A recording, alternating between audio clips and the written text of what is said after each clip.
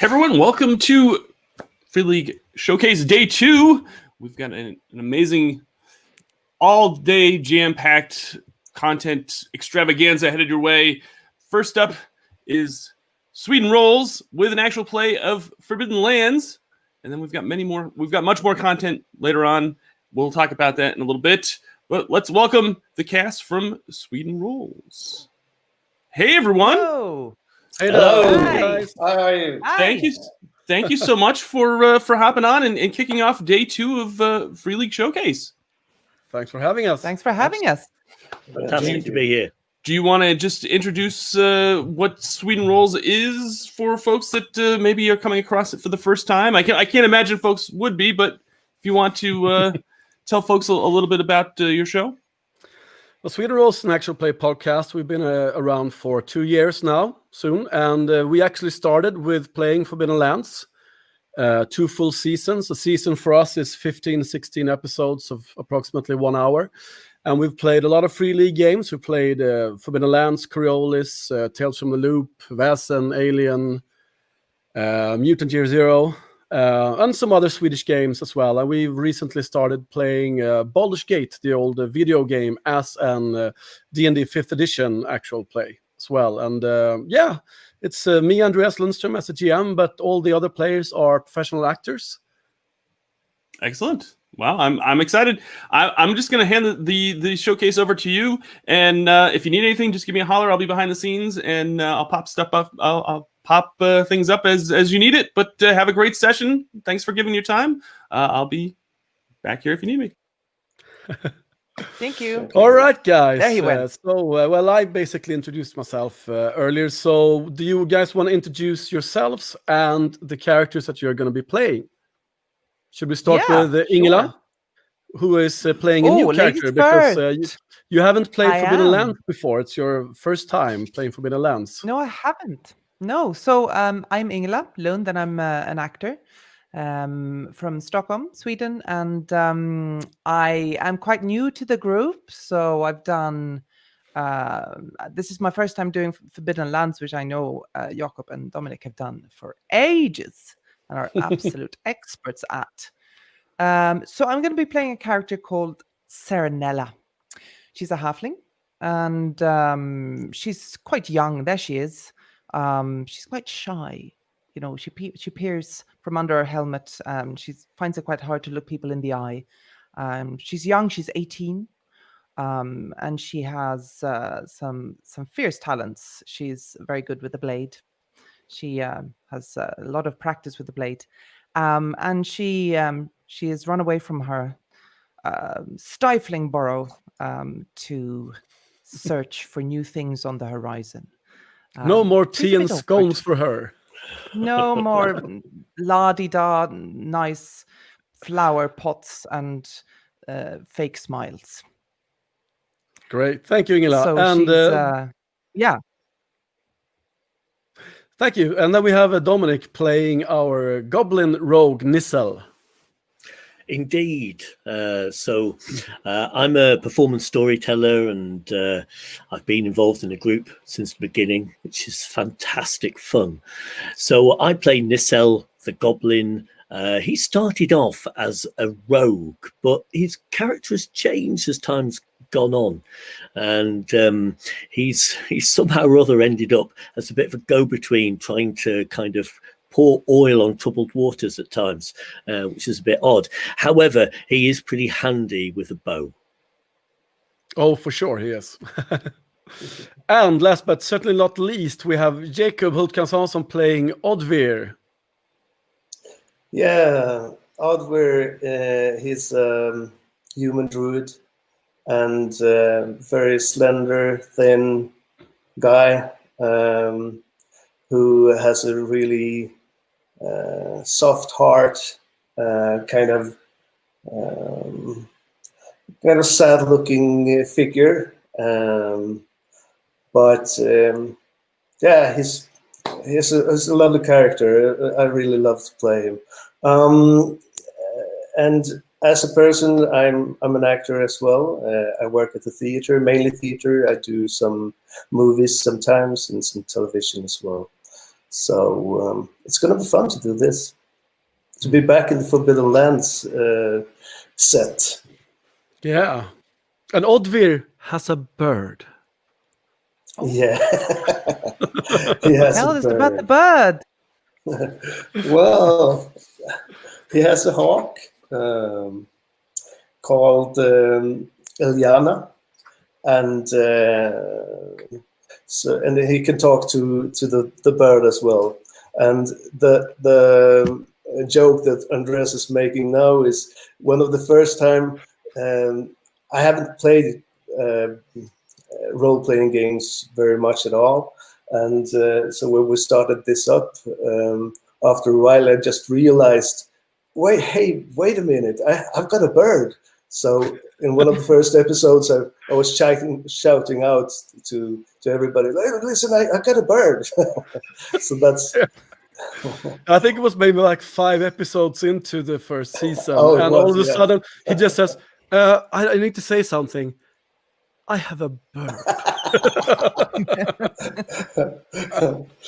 Yeah. Great fun. Yeah, you have to read your sheets, don't you? Yeah. Read your shit. Read your sheet. Read your sheets, read your shit. Yes. Okay, so are we ready to start the adventure? Yeah. Yes, we are. Fans of the show will know what I'm referring to. All right. We're going to play a scenario called The Prisoner. The ice cleaver breaks the waves of Anger Bay. And as the clouds that have been denying you sunlight for the past week part, and you feel once again the sunlight touching your face. This is the first time you haven't been freezing since you left Ravenland and headed north for the Bitter Reach. A lot happened during that journey. You see Trumelia, the captain, standing at the prow of the ship, putting something away in a belt pouch, then letting out a sigh and turning back and walking down below deck. With you is also Alira, who has been unusually quiet during the journey south, but as that is something you all feel is rather relieving, you don't ask her too many questions about it. You also have Raph, the wolfkin that you met and befriended up in the Bitter Reach. He also has been brooding these past few days. None so pleasant memories of events down in Ravenland seem to plague him. You also have Hakkar, the herbalist. He's also with you. And he says that he will travel with you southwest for a few days, but then he must be heading home again.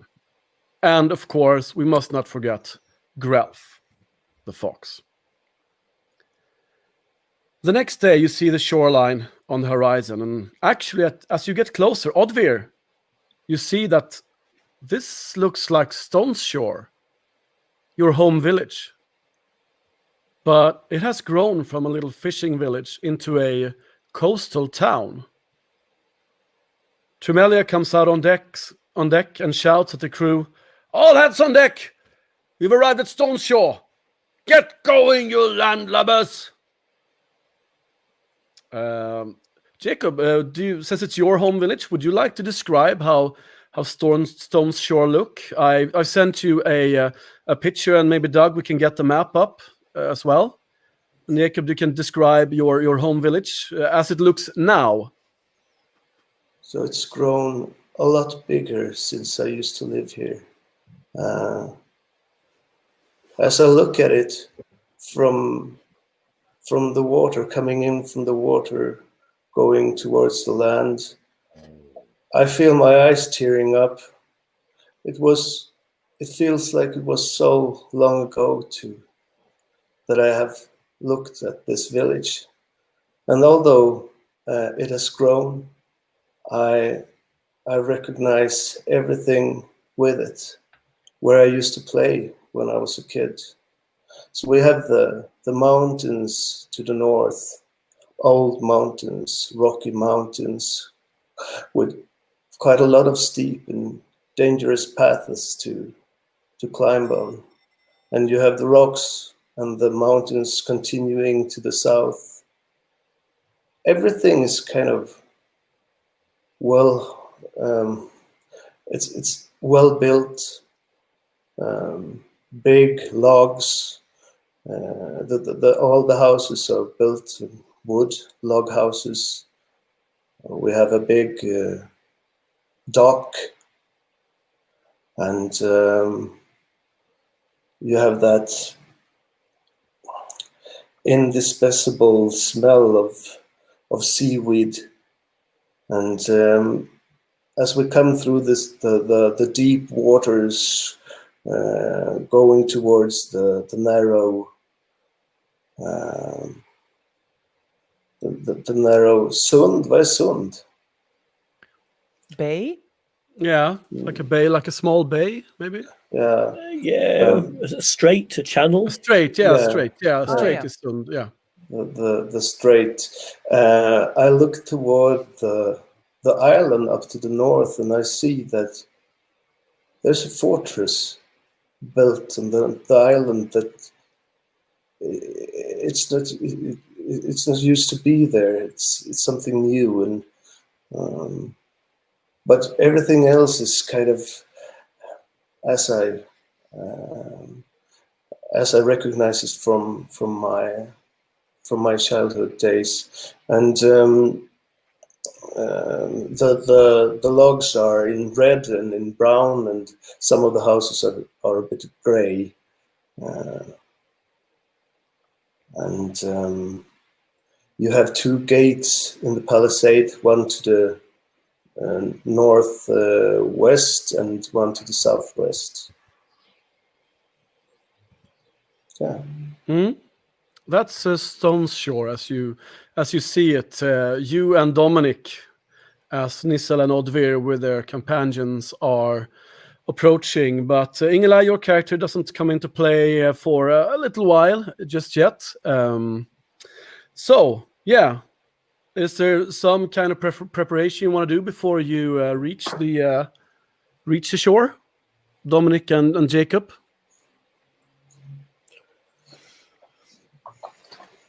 Well, Nissel goes around and makes sure that he's got everything safely stowed away in his baggage, and hefts his pack up onto his shoulders.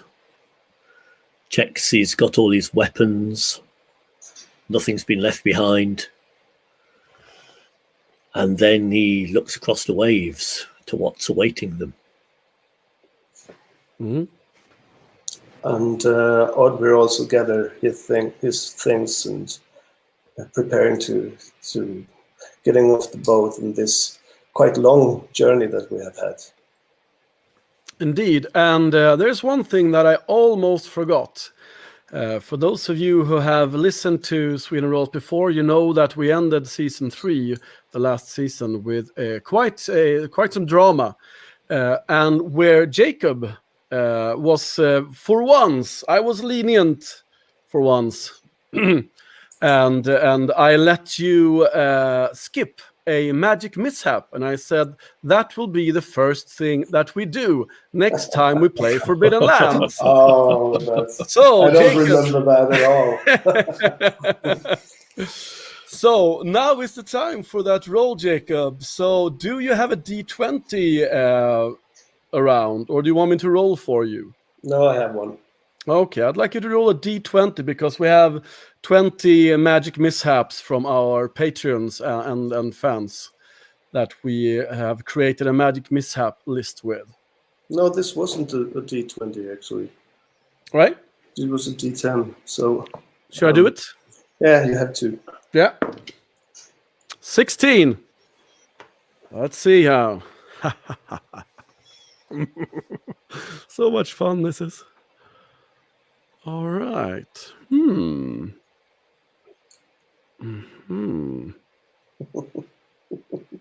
Okay, then that doesn't work. You're on a ship. That doesn't work. Sorry. I have to do that again. 14. Come on. Oh, we had this one before. Magic is my drug. You become addicted to magic use for 1d6 days. You must cast a spell every quarter day or suffer 1 damage to wits. Yep. Yep, this also means that if you sleep for a quarter day, you wake up with an automatic 1 point of damage to wits. So let's make that roll right away, Jacob. See how many days this will affect you. 3. 3 days, okay. I have a hard time seeing that this scenario will span more than 3 days. So that will be for the whole scenario, probably. Okay, so you have to use magic once every quarter day. Great. And you feel this urge, this need right away as you approach. Do you want to cast some kind of spell right away, or do you want to wait? I want to wait. Okay, great. Oh, yes. And since we don't have Matthias and ENnie here, they will stay on deck because they've been put in quarantine because they are very, very sick with some kind of weird stomach flu. No details, but that's just so you know it. They are totally incapacitated. Okay, so Hakkar and Grelf goes with you as you disembark the ice cleaver. And you land in the village of Stone's Shore. And you see right away, because you see from the dock where you landed, you have a view over the town square. It's not really a town square, but because it's kind of small. But you see there's been built a statue. Yeah. You haven't seen that statue before. And you see by the statue, someone has built some kind of ställning. What's that called in English? Scaffolding? Yeah, some kind of, yeah. So someone has built like a contraption of poles, and from the top there hangs a steel cage, and in that steel cage is a halfling, a very young halfling. And Dominic, this is the first halfling you've seen since you've left the Shroud, I would say. Yes, that's right. I don't think they leave that often. So this could... I'll leave it up to you if this is the first time you meet a halfling since you left the Shroud or not. Is it? It is.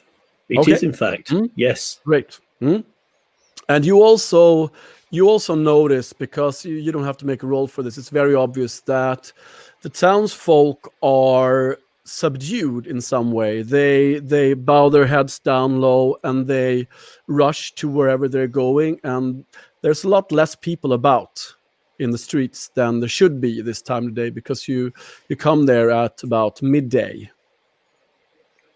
And are there any guards by this cage dangling there?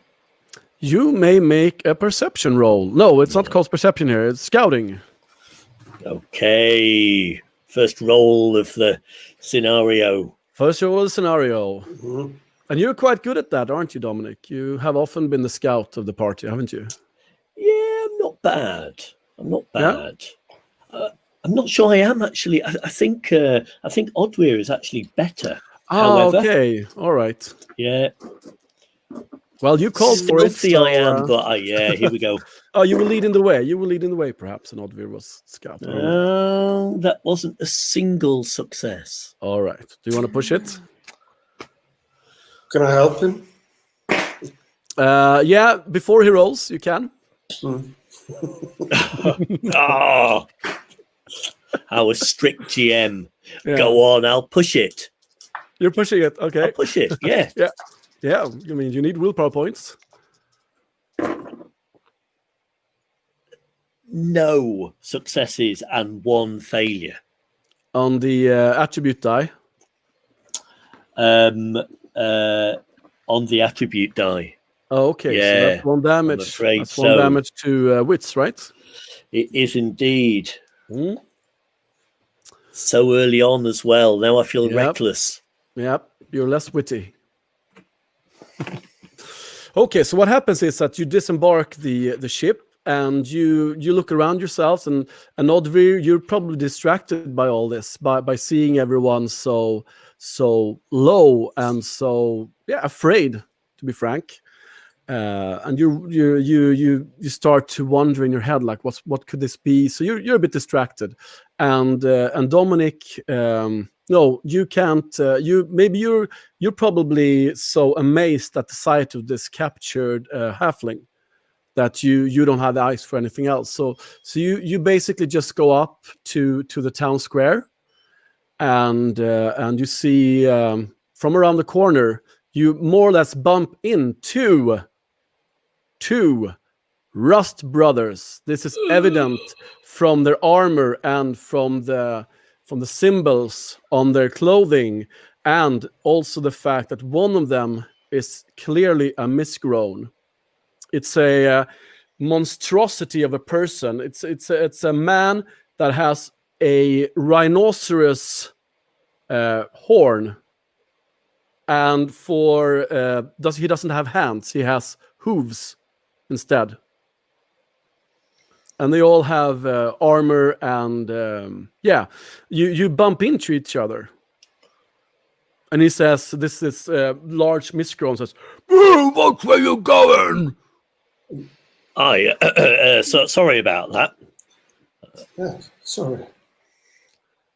Let's go, shall we? I think that'd be best. Yeah, best for you. What has happened? This is something new. They have never been to this village before, as I know of. Bloody hell, Oddway. Rust brothers, and that halfling there, dangling in that cage. What's going on? This place, Oddway, you know this place, right? Yes. Nobody should do that. I mean, it has to do with those Rust brothers. Bloody Rust brothers. First thing we set eyes on, apart from the halfling, when we get off the boat, what are we going to do? I don't know. We need to talk to somebody. Let's see if we can find the way to the old inn. I have a friend there. I would like to. So I think that Oddweir leads the way to the inn where he used to work. Yeah, the inn is right by. It's the tallest building in the. It's actually been added to. There's another våning. Level. Yeah, another floor. Yeah, another floor added. Floor. Yeah. It's another floor extension at the top. So now it's a 3-story building. And it's actually the one just south of the town square and the statue. So you can just go in there. And you look over your shoulder and you see those two Rust brothers aren't alone. You see another pair patrolling over further eastwards. The building that they were guarding, what was that? They weren't guarding. They seemed to be out on patrol. Okay, yeah. So you basically rounded a corner, and they did also, and you just bumped into each other. So we've seen 4 Rust brothers so far patrolling the streets of my old Yes. village. Both patrols had one misgrown and one ordinary soldier. This is not good, Nissel. This is you're bloody telling me. It's a good job you know people around here. We can find out what the bloody hell's going on. Yes, and let's go inside the inn and talk to Barak. You enter the inn, the Flying Fish, and in there the inn is quite empty, even though it's midday. And or maybe because it's midday, I should perhaps say, people are busy. They don't have weekends in the Forbidden Lands like we do. And so Barak is standing behind the counter, and he seems to be busy, like in a ledger or something, doing some calculations or something. And Barak is a big man, strong, long dark hair. He has a worn leather apron on him. His hair has grown thinner since you saw him last. and perhaps a bit gray around the temples. So I approach him and I say, Barak, Mhm. He looks it's up. so nice to see you again. What? Well, I'll be Oddvir. You're back, lad. Yes, I am. We just arrived. This is my friend, Nissel. A All goblin. right. Oh, well, any friend of Oddvir's is a friend of mine. I'm glad to hear it, like. And he looks over your shoulder towards Hakar and Grelf. And are these also your friends? Yes, they are. I know it's a don't company, but yes, they are friends. Okay, well, you're welcome as well, of course. And Hakar says, "Oh, thank you. I'm a herbalist. If I can be of any assistance, just let me know." And the fox just goes into a corner and curls up. So, Barak, it was such a long time. What has happened to this village? I see a lot of new houses, but I also see people that I never thought would be coming to this part of the land. Oh, you mean the Ross brothers? Yes, I do. Yeah, no. Well, of course, we've heard tales of them, and they used to come now and again back in the days before the mist lifted. But so seldom that we never even bothered about it. But this time I don't know. They were looking for that halfling. Did you see the halfling out there in the cage? Oh, we certainly did. Yeah, she arrived just a day before they did, and they were obviously searching for her. And now they seems to be, but I get the feeling that she's not the only reason they're here. Seem to be looking for something. They seem to be bent on there being something in, because they've taken over Midger's house. Do you remember Midger? Yes. Yeah, the one with the house just in the northern edge of the village by the slopes of the hills. Yes. You remember that there's a house, the northernmost house in the village, which is basically built on the slopes of the hills that come down, and that's Midger's house, and middle-aged fisherman. Yes. Mm. So what about him? What about the? Well, they've taken over his home and run him out on the street. Of course, I put him up in the room in the inn, of course. But taken his home? Aye, yeah. Where does he live now, then? Yeah, I put him up in the inn here. I gave him a room in the inn. Yeah. Yeah. Of course, we have to look out for each other, right? Us who have lived here for generations, since before the blood mist, you know. Yes, of course. Yes, of course. So for how long have the Ross brothers been here? Oh, they've only been here. They came yesterday. Okay. So excuse me, I know we've only just met and all, but how many of them are there? Do you know? It's hard to tell, but I'd say maybe a dozen. That's a lot of Russ brothers. Yeah. I mean, of course, a force like that, we can't deny them access to the village. We can't throw them out. How many people live here? Like, Well, he looks a bit proud, and he looks at Oddvir and he says, "Well, you know, Oddvir, when you lived here, we were only maybe 60 people, but now we've grown to the double. There's almost 150 people here now. Yeah, there's a lot of new houses. So when it comes to Russ brothers, then that would be at least 10 to 1, wouldn't it? Like, but anyway, what about this halfling? Is there anything you know about her? I can't stop thinking about her. Stuck up there in that cage, you know. Yeah, I don't know. She seems to be some kind of adventurer. You know, we've had quite a lot of these passing through. And especially since Tremelia started coming with her ship here up to the bitter north, or what it's called. And, you know, yeah, a lot of adventurers pass by here now.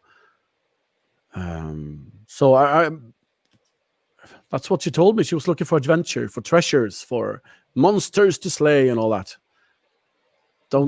Can't see how she could pull that off, but she seems very timid and very small and very weak. Well, the smaller of us, we're not always quite as weak as we look. In fact, I mean, present company excluded, of course. Well. Yeah. Well.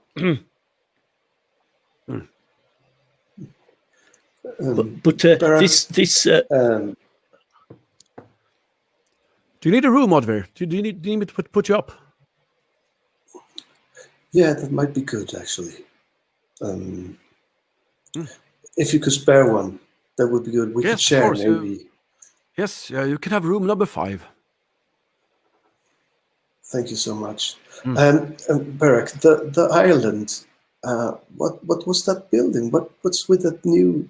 It looked like a fortress or something. Oh, that's the new mayor there, Ogdar.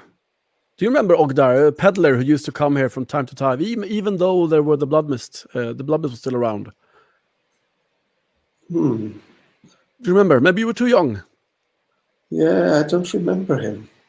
But Yeah. he's the new mayor since. Yeah, he's basically responsible for bringing all the newcomers and all that.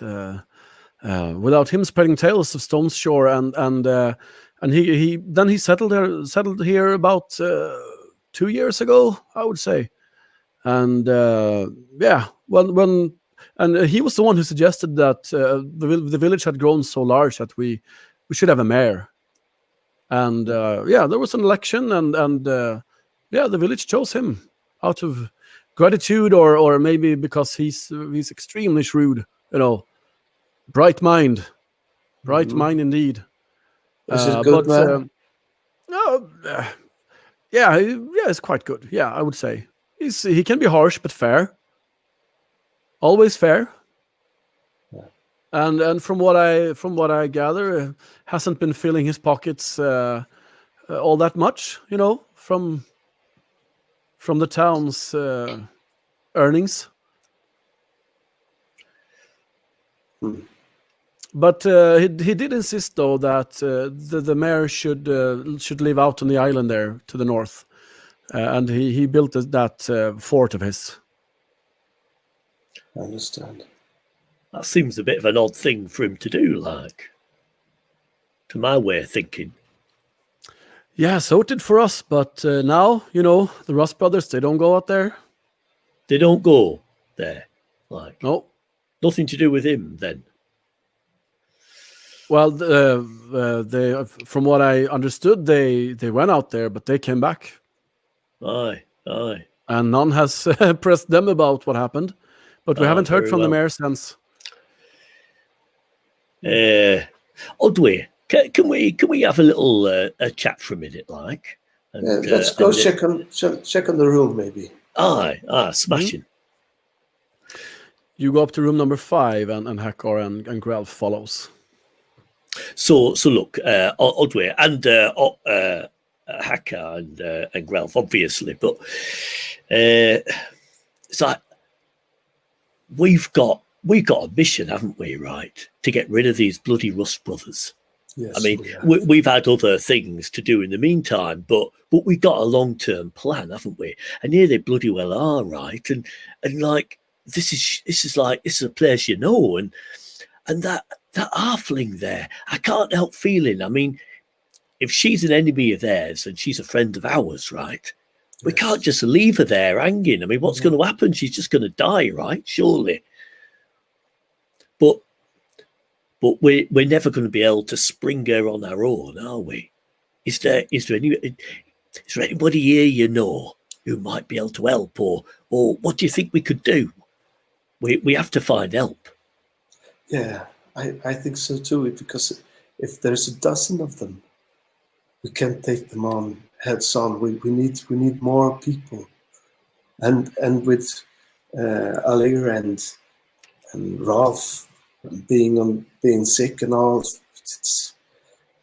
It's really I mean, they might dangerous. be a bit of use. Like they could maybe go and infect all the Rust Brothers. However, without that, what are we going to do then? Is there anybody you know who might be able to help? Can we trust this innkeeper? Like, do you think he might have any ideas? We can trust him. He's a good man. All right. And what about this person whose house they've nicked? Should we talk to them as well? I think that would be a good idea to talk to Major as well. Was that his name? Yes, Midger. Major. Well, maybe there's no time like the present. Yeah, and also I have some old friends that some more friends that we could ask, but I really don't know anybody who fights, and maybe also we could check out during the night if that would be an easier opportunity. Well, that's a possibility, isn't it? The rest of them are drunk or asleep or something. But I have this feeling we're going to need some friends. Yeah, I agree. I'm your let's friend. Talk to Barrack again. Yes. Well, thanks, Grelf. But, I mean, I enjoy your company, Grelf. I do. Yeah, me too, pal. I really do. Yeah. But you don't help a lot in our fights, do you? I helped you. I helped you in Winwood, didn't I? Well, fair enough. Fair enough, like. How about these 12 Rust Brothers, though? What about him? Well, if we were in like a tight spot and we needed a bit of help, Grelf. I mean, we have been friends for a long time now, right? And we're a bit up against it here, aren't we? 2 of us and 12 of them. So what do you say? Do you fancy helping out a bit? Remember what I told you when we first met? Remind me. I'm here for the entertainment, pal. Mm-hmm. Aye, but you weren't completely like you say yourself in Winwood. So like, and that was a long time ago, wasn't it? Not making any promises. Just like, I mean, it would be quite fun with that halfling down. Who knows what she might say or tell us or do? Yeah, I can't wait for you to bring her out.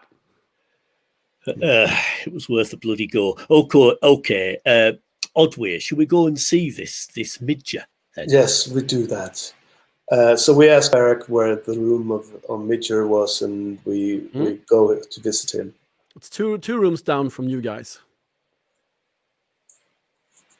So and Midger opens. It's a middle-aged man, bent back from many hours by the fishing nets. And seems like his spirit is kind of broken. Hello, Midger. I don't know if you recognize me. Is that you, Odweir? Yes. Is it really you? Yes. Oh, you. I thought you were dead. No, it was a long time, but it's good to be back. But I hear some terrible things are happening. What is this with you have to move out from your own home? Yeah, the Rust Brothers, they took my house. They took your house? Why? Yeah, they were searching for something in the cellar. I don't know. I don't have anything in the cellar except dried fish. And some taters. The cellar? Yeah. Does it go into the mountain? Oh, well, it's, I don't know. Maybe, yeah, kind of. Wow. So, what did they tell you? They didn't tell you anything. No, they just told me we might be here for a while. We did a house. You get out. But then they all were like, and especially the leader was like, "Where's the cellar? Where's the cellar?" Mm-hmm. I showed him and seemed awfully interested in it. Odweir, do you know what that means? What were you saying there about the cellar and the mountain? No, just I just thought that maybe since it's the last house before the mountains, maybe the cellar that you for coldness and maybe you dig into the mountain. Maybe you go under the mountain a bit too. And since we know the Rust Brothers, they seem to crawl under every rock there is. So maybe they are looking for something down under the mountain. And just Well, you know what I think? I think we need to spring that halfling, because maybe she's got the secret. Maybe she knows something that'll help, and maybe she can help us herself. But how yes, the bloody hell are we going to do that? Major. Midja. Yeah, Major. Huh? Do you know if is there anybody in the village now who is carrying weapons who don't like these Rust Brothers and who could help us out with a problem? Well, they disarmed the town guards. We actually needed to have some town guards. 4 of them, they took shifts. But they disarmed them, took their weapons. Where are they now? They're held up in the town hall. And Apart from that, no one has weapons. Maybe Ogdar's. Maybe they have some weapons out there. I don't know. You know what? We never have weapons here. I know What would we have weapons? No, I know. It's a peaceful village. But Yeah. did you see where they took all the weapons from the guards? My house. That's their. They took it to your house. Yeah. There's That's their. I don't know, headquarters or whatever you want to call it. What can you tell us more about your house? It's a fishing cot, basically. Is there any more entrances than the main entrance? There's a window. Yeah. Heading towards the water or towards the woods? The window is out towards. I have a lovely view, Oddvir. Haven't you been in my house? No, maybe What? not. No, I have a lovely view of the ocean. But it's not by the shore. It's maybe 50 feet from the shore. Yes. Okay. Thank you. So, like, these guards, right? Are they likely to help us? I mean, if we try and spring them before we try and spring the halfling, like, are they going to help? They can't like the Rust Brothers very much, can they? Have to be banged up by him and disarmed by him. But does that mean they're going to fight on our side? I guess that we have to persuade them, maybe. And I'd have to get some bloody weapons first. Yeah. Let's go and see if we can talk to them, if we can come close to them, or how they're being held up, and let's go check it out. Come on, shall we? Aye, well, it's as good a thing to do as anything else. So we leave the inn and we head over to the town hall, right, where they're being kept. It's just across from the town square, just on the opposite side of the statue and the cage. And as you go out, you see that another pair of Rust Brothers are under the steel cage, and one of the Rust Brothers is a misgrown with like huge bat wings, almost, and carrying some spears on the back, and carrying a long spear, and it's poking the halfling. You're gonna die tonight. We're gonna have some fun. Stop it! Bloody hell. Stop it! Bloody hell, Oddweir, did you hear that? They're going to offer tonight. We gotta get her out of there. Yes, we have to. Well, Well, I was going to say now, but not right bloody now, because look at that bloody thing. It had made mincemeat of both of us. Right, come on then. So they carry on towards the town hall, and what do they see? Are there guards there? Any Rust Brothers in the way? No, but the door is closed. Okay. So Nissa looks around to see whether there are any windows open or back doors or ajar or anything like that. First of all, something I forgot, Missel. I would like, and Odvir, of course, I would like you both to make a reputation roll. And you may add 1 die because the Rust Brothers have heard of you, of course. You're highly wanted by them. And so you may add 1 to your reputation. Okay. And I want you to roll your dice. So I've got 5 in reputation, so I'm going to roll 6, right? Yep.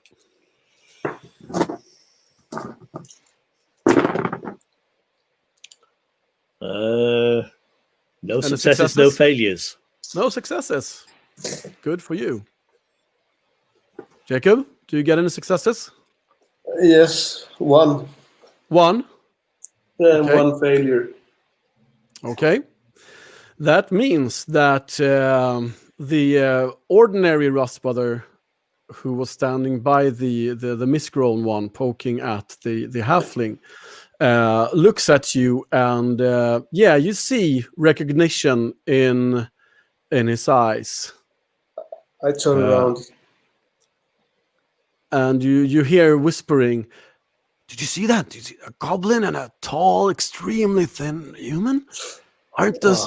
Isn't that the what they were called again? They got a name now. The Band of Force. Is that the?" And the mist goes, "What? What do you do, Dominic?" Walk quickly around the side of the town hall, out of sight. Okay. I follow him. Mm-hmm. All right. And you hear, you no longer hear the conversation between them. What do you do when you're around the corner? Well, bloody hell! I mean, this is not what we need. Or, well, I don't know. I mean, maybe it is right. Like if they think they know us, here, Odway, you've got that deer speed, haven't you? You do that bloody mad thing where you get the speed of a deer and you can run away. So I mean, one possibility, right, is that you draw them off, and they all go after you, and then you bugger off at that mad speed, and I can try and climb up there and spring that halfling. I mean, it's a pretty desperate plan, but like, what else are we going to bloody well do? Yes. But we need backup. We need more people. If they are onto us, then I mean I agree, but how the bloody hell are we going to get that? What we're going to get all these villagers here to pick up fish and slap these Rust Brothers in the face with them? I mean, they seem. I mean, no offense, Odway, but they seem a bit bloody useless. Do you stand still having this discussion, or do you keep walking? I think we keep walking. All right. Do you keep going around the house, or do you go straight after you rounded the corner? Well, when we get round the corner, what do we see? You see three identical houses to the left. That's marked 4 on the map. Doug, are you around? Can we get the map up, maybe? Oh, great, Doug, what a guy. Okay, so you see there, number 5 there is the statue. Number 6 is the town hall. Number 3 is the inn. So you just rounded the town hall in the northwestern, on the northwestern corner. And number 11 there, up there to the north, is Midger's house. So you basically, if you want to keep walking, you're gonna head up more or less straight towards their headquarters. Okay. Let's have a check if we can see if we can get into the city hall, the town hall. You want to get in the town hall from the back? Yeah. Yes. Okay. Yeah, there's a back door to that building. It's Okay. locked. It's locked. But don't you have a rogue with you? Oh, you know what? It just so happens. Right. Okay. So Just saying. Yeah. Just saying. Yeah. Excellent. Yeah. Well, he's such a kind of. Nissel is such a kind of changed character that it's easy to forget that he started out as a rogue, but he still has the skills, right? So he'll try and very quickly break in. Do you have any kind of lock picking tools or something?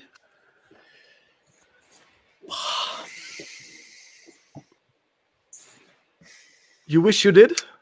Do you know what? At one point, I did have lockpicks. I have in the back of my head. You've picked locks before, haven't I you? have. Okay. Do you know what? I do have, in fact, have lockpicks.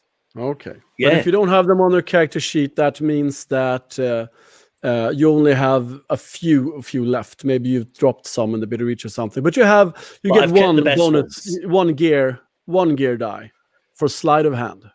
Okay. Hmm?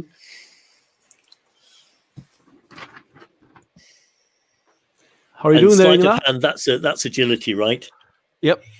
Yes. You doing okay, Ingela? Yes, I'm here.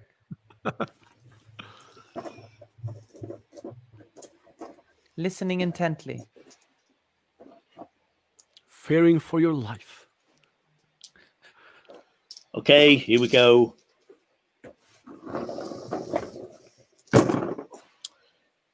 Two successes. Okay. You open it quickly and silently, and you're able both to sneak in and close the door behind you. As you do, you hear from the outside, "Where did they go? What? You just say they went this way? I don't know. They must be somewhere. We have to look for them." So And you hear them scuttle off. That was excellent. close. That was bloody close. So we look around us. What do we see? You see a corridor leading straight through the building to the other long side of the house. So you see the main entrance at the front of the house. You see that door, and then you see two doors to your left and two doors to your right. Okay. So Nissel goes and tries the doors on the left. So he tries to open the first door on the left. The first door to the left is open, and it seems to be the kitchen. Okay. He tries the next door on the left. That one is open. He opens it. Do you? I mean, it's not locked. No, it's not locked. It's not locked. You open it, Yeah, and okay. there are wooden stairs leading down into some kind of basement. Okay. Here. Odway, should we try down here? I mean, Yes. if you're going to be locked up anywhere, surely it's going to be down the bloody basement. I'm right behind you. Just go. Who's that? You hear from down there. Okay. So I'm going to ready my bow. Okay. At the top of the stairs. Yeah. Okay. And I'm going to start going down the stairs. Okay. So you're readying your bow, and you're slowly walking down the stairs. There are approximately 15 to 20 flights of stairs down. Okay. Yeah. And as you're midway along the stairs, you see an armed figure appearing at the end of the stairs, coming out from around the corner. It's not time yet to. So it's time Okay. to draw those initiative cards, I would say. I'll have to draw them for you. Now, I'm just going to put on my lawyer's glasses here because I've got, after our last campaign, I got first level lightning fast, which means I get to draw 2 initiative cards and choose which one I want to have. Okay. Do you want 4 or 8? Here on, Do you want 4 or 8? I'll have 4, please. All right. That means that Odvir goes first, and then Nissel, and then the Rust Brother guard.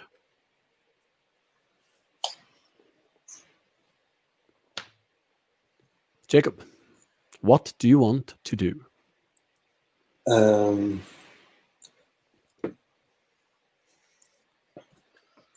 I run down. You want to Shut him because up. because the stairs are quite narrow, but you may make an agility roll to see if you can get past Nissel without knocking him down. Oh, please. Failing Agility.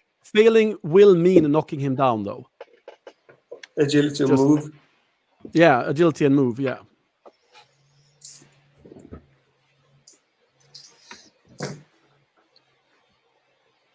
One success. Okay, that's enough. You get down. That's your fast action. And you're down by the bottom of the stair. What do you want to do? So what is he doing? Who? The guard? Yeah. Drawing his blade. I claw him. I give him bear's claw to the chest. Okay. How many willpower points? 2. 2. Okay. Make 2 rolls, please, to see if there's a magic mishap. Forgot about those. 2d6s. 2 successes. Okay. We only count the ones. You want to avoid the ones. Oh yeah. Only Sure. the ones. Great. Yeah. Great. Okay. Two Okay. successes. So okay. So you bear claw him. Does that mean 2 damage, or how much damage does that? Me?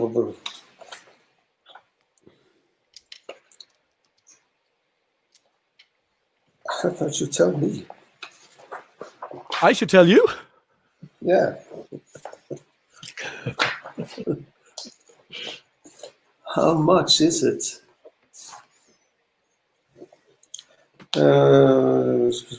Just a second.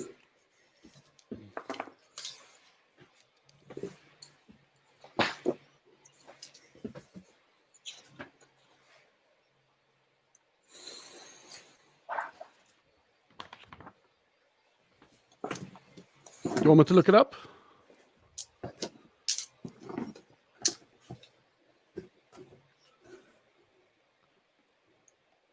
Cat's paw, bear's claw. Yeah.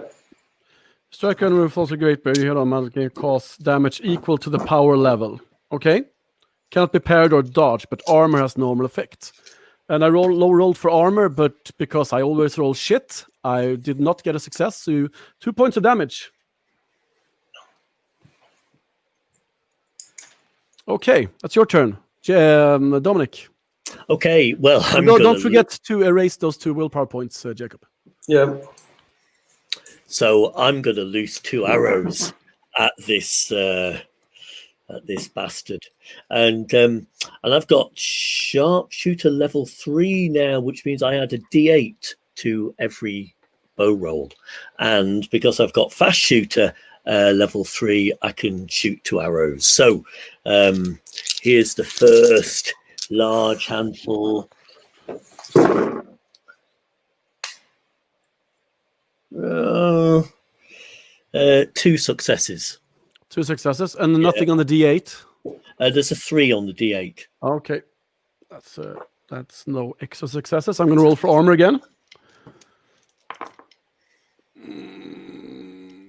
And how much does the bow do damage? How much damage does the bow do? 2. 2. You're lucky, because that means do you want to do extra damage? No, with the sorry. I'm talking rubbish. I'm looking at the bonus. I'm afraid it's 1. It's 1. Okay, then the armor takes away both those. Oh, it says okay. clink, but you have another arrow. I do. All right, here we go. I can hardly get all these dice in my hand. I remember there are too many. Okay, now then. Oh, crikey. Okay, so 4 successes. Yeah, tell me how you bring this normal female Rust Brother down. The first arrow just goes pinging off the chest armor, but the second arrow I aim it straight at the throat, and it goes there into the gap between the helmet and the armor, and this kind of and the Rust Brother starts choking, and blood starts coming out of her mouth, and then she just falls down on the ground with a horrible gurgling sound coming from her throat. And as she lies there dying, gurgling, you also hear a clinging of keys, a key ring. Okay. Okay, So I great. spring forward and look down for where this clinking is coming from. Do I see them? Yes, you see a set of keys, and as you look up to this room is very small. It's dimly lit by a single lantern, but you see 4 doors that seems to be locked. And as you try the keys in there, indeed, you may open these 4 locked doors. So that's what we do. Mm? And you see 4 Islander humans, villagers, probably the town guard, or those who were town guard before. And they look up and they see you and they go, no more, please, no more. We don't know anything about. No. Hey, you settle down now. We're your friends. We've done for the Rust Brother who was guarding you. Hey, you can come out. Come and look for yourself. How are you? Are you hurt in any way? Yeah, I'm kind of hurt. And another says, yeah, I'm hurt too. And 2 says, yeah, no, I'm okay. I want to try and heal them. Okay. How many willpower points? No, I'm not using willpower points. I'm The skill is only for healing critical hits. Mm-hmm. And that's not the way of injury. No, that's when you're broken. You can only heal people who are broken with a healing skill. Yeah, I understand. Huh? Lucky for you, I looked that up before the session. Yeah. So I don't have any willpower to heal them with. So Okay. Well then, we got to get out of here fast. They change the guards all the time. Ah, very well. But look, now we've done you a favour, right? We've saved you any more torture, and we've let you free from here. Now, the summit we need your help with, right? Out there's this halfling, and she's going to be killed tonight. She's dangling in a cage. Now we need your help to get her free. Our help. Aye, what can we your do? help. There's so many. They're so strong. They won't all be here, right? Some will be at their headquarters. We might not look much, right? I'm a bit small, I know, and he's a bit, skinny. But there's a bit more to us than meets the eye. As you can see, and he nods down towards the Rust Brother who's lying, gurgling her last on the ground. So with the 4 of you as well, I reckon we can get her out, like. Okay. And presumably, I look down at this Rust Brother. What's the Rust Brother armed with? A sword. Just one sword. Okay. Mm-hmm. A broadsword. Okay. Yeah. And there's also a studded leather armor. So one of the guards that seemed a bit more healthy and a bit more healthy dons the studded leather armor and the open helmet and takes the broadsword. I'm with you. I want fucking payback. I want them to pay. And Now I want that's to a try bloody spirit. and talk the others into it as well, using manipulation. Okay. Yes, what do you say? So, listen, my friends. My name is Otver. I used to live in this village. This village is a wonderful, wonderful village. And these Rust Brothers, they are evil people. And they will haunt you every single day if we don't help out. If you don't help out, if we have to free ourselves from these oppressors. They are dangerous, and I know that. And I want all the best for this village. Okay, make the roll. 5 plus 1. Okay.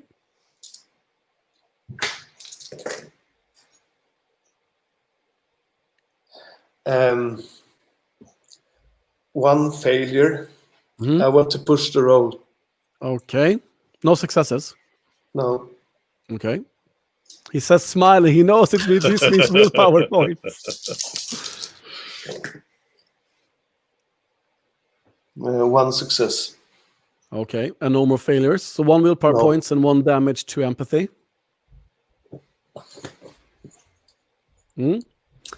Yeah, you managed to persuade the other one who's not hurt, but the other ones say, "We'd love to help, but we're too weak. We can't. We don't have any weapons. We can barely stand. We can't help. We would just be cannon fodder. It's just not. We'd be slaughtered."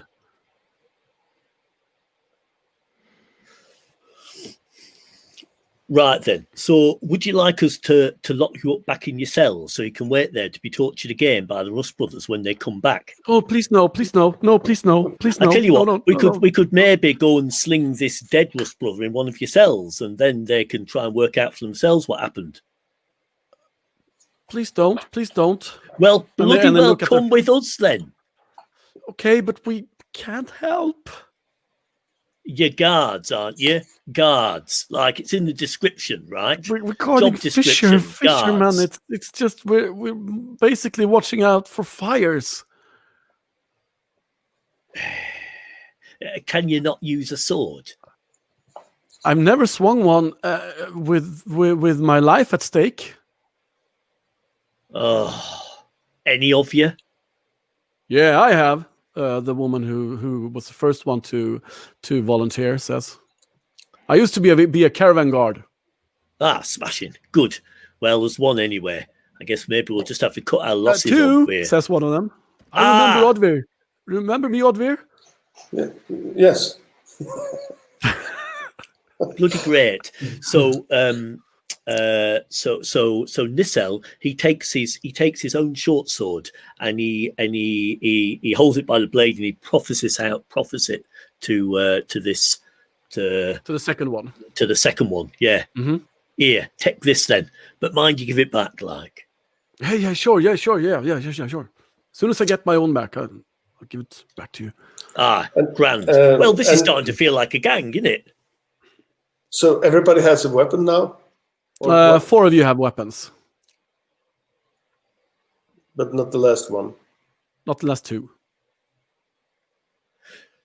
You 2 have weapons. 2 guards have weapons. 2 guards are injured and do not have weapons. Okay. So Nissel, he asks these 2. He says, how often do they change the guard down here? Like, do you know how long we've got? I don't know. I don't know. I don't keep track. I have no idea. Yeah. I'm going to make a random roll now, and if I roll a 1, you'll hear a door opening. You do not hear a door opening, and you don't know how long it will take before you will hear a door opening. Let's go. Okay. Where to? Well, upstairs to the front of the town hall where we can look out of the window and see how the land lies without exposing ourselves. Okay. Making another random roll here to see if there happens to be a patrol around. Just this moment, there doesn't seem to be any patrols within sight. Okay.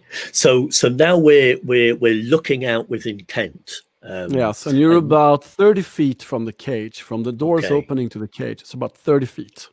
So Nistel is looking and he's appraising, right? This scaffold, I mean, how tall is it, for instance? It's basically just 4 poles that are dug into the ground and angled, and where they meet, there's a rope tying them together, and from the rope, there's a rope going down, and from that rope hangs the steel cage. So the steel cage is really kind of almost at ground level.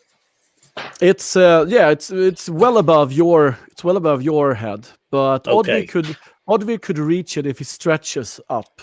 Okay. And so Nissel, he's peering at the cage, What does he see in terms of a lock? Yeah, there seemed to be a lock there, of course. Yeah. Yeah. Mhm. Okay. Right then. So, what are we going to do? I mean, there's nobody out there now. There's no time like the present, right? I will add though that your keychain, the key ring, holds 5 keys. 2 keys. One key was for the 4 doors down below. One key is for the door to the town hall. Okay. Just so you Excellent. don't think so that you don't suppose that you have the key for the Yeah. the page. Okay. Right. So, I mean, there's nobody out there now, right? Odway and you two. It's like we could go for it now. We run over there. We're going to get that cage down, and then I can try and pick the lock quick like. And then we bugger off with that halfling. We send up Ilyana to watch out. So I You send have her with you inside the house? Maybe not. I think she's outside, so I need to call her. Okay. Do you do that now from inside, or do you wait till you get outside, or? I wait till we get outside. Okay. Right. Then. All right. So, how do you want to do this? Yeah. Okay. So, thing is, right? How are we going to get that cage down? I mean, I can try and shoot arrows at it and bring it down, like it's just tied with a rope, like it's possible. Yeah. If I can reach it, I might be able to cut it off. You won't be able to reach it to cut it off. Okay. You will either have to shoot the rope off, as Nissel said. So that will take 2 successes. I will take 2 successes for that. Or you could chop the poles, which is basically a melee attack on each pole. Or climb up the pole, right? Because Nissel, as we know from Windwood, for instance, is very good at climbing. Climb up the pole, slice the rope, duff, done. Yeah, that's another option, of course. Okay, of course. So that's the option that I put to Odweir and the other 2. Okay. Yeah. What do you reckon? That's a good idea. Right. Yeah. Well, let's bloody get on with it then, right? Before we change our minds. Yeah. So we unlock the door, and because Nissel is going to be doing the business end of things, he doesn't wait for the other 3. He just runs as fast as he possibly can, streaks across and to the poles and starts to climb up one of them. Okay. Move roll then, please, unless you had some kind of talent for that. Well, he's a talented kind of guy, you know. But too bad Karskenfoot's boots are on Elira out on the ship. Yeah, that's right. Yeah, damn it. Okay.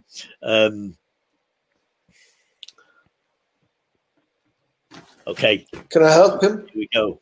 Yeah, you can help him. You can give him a shove and basically sort of blow me from behind, kind of. Yeah. So I was going to give you a modification, a minus modification, but the help from Odweir equals that out. So just make a straight up move roll.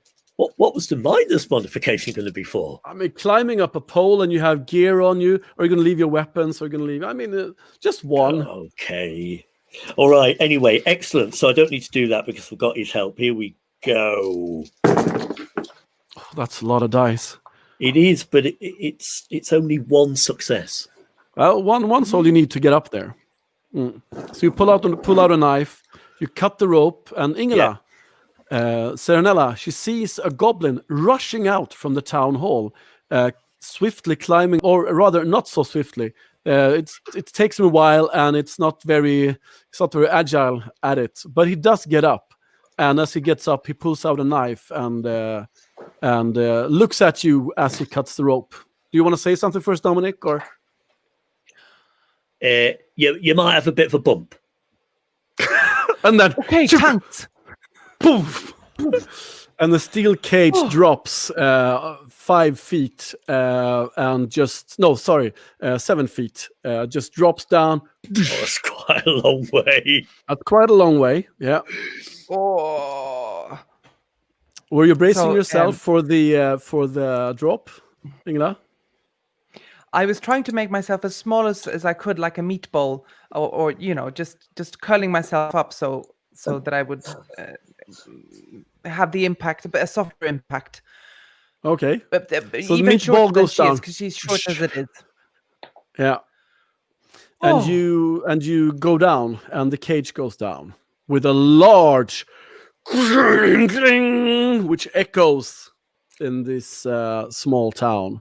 Uh-oh. Oh, So booger, Nissel, booger. Nissel That's what she slides back said. down the pole. Mm-hmm. And he runs to the cage, to the lock, and he takes out his lock picks and he picks the lock. You may roll for sleight of hand again. I'm going to roll some perception rolls here for the guards as you do that. Okay.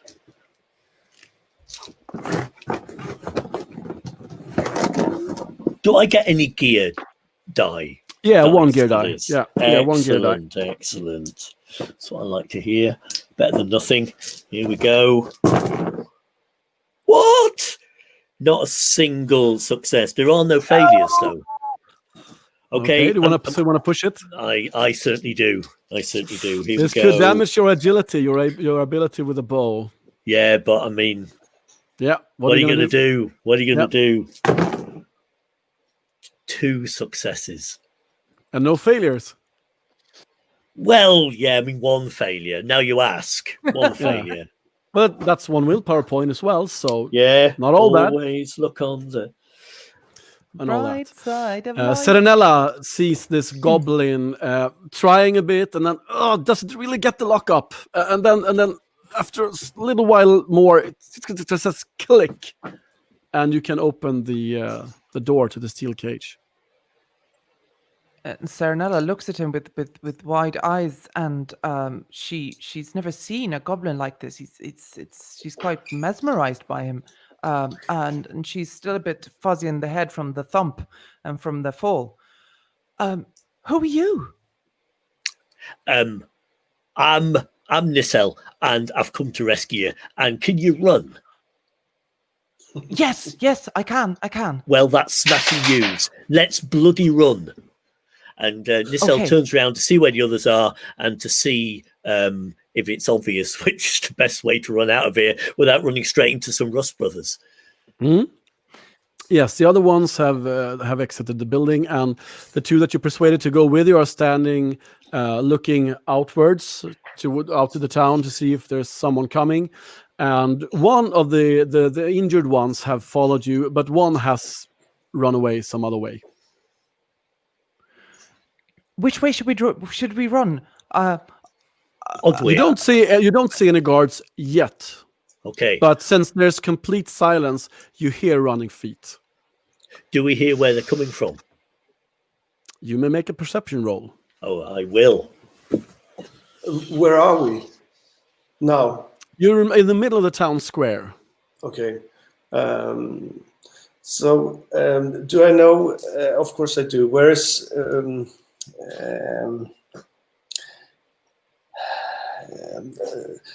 Delana?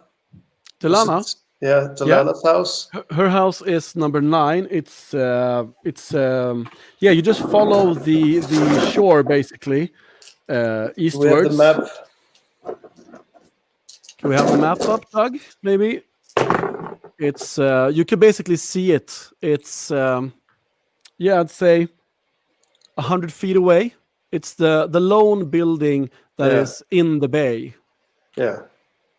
There. That's Delana's house. That's where she lived when you lived here.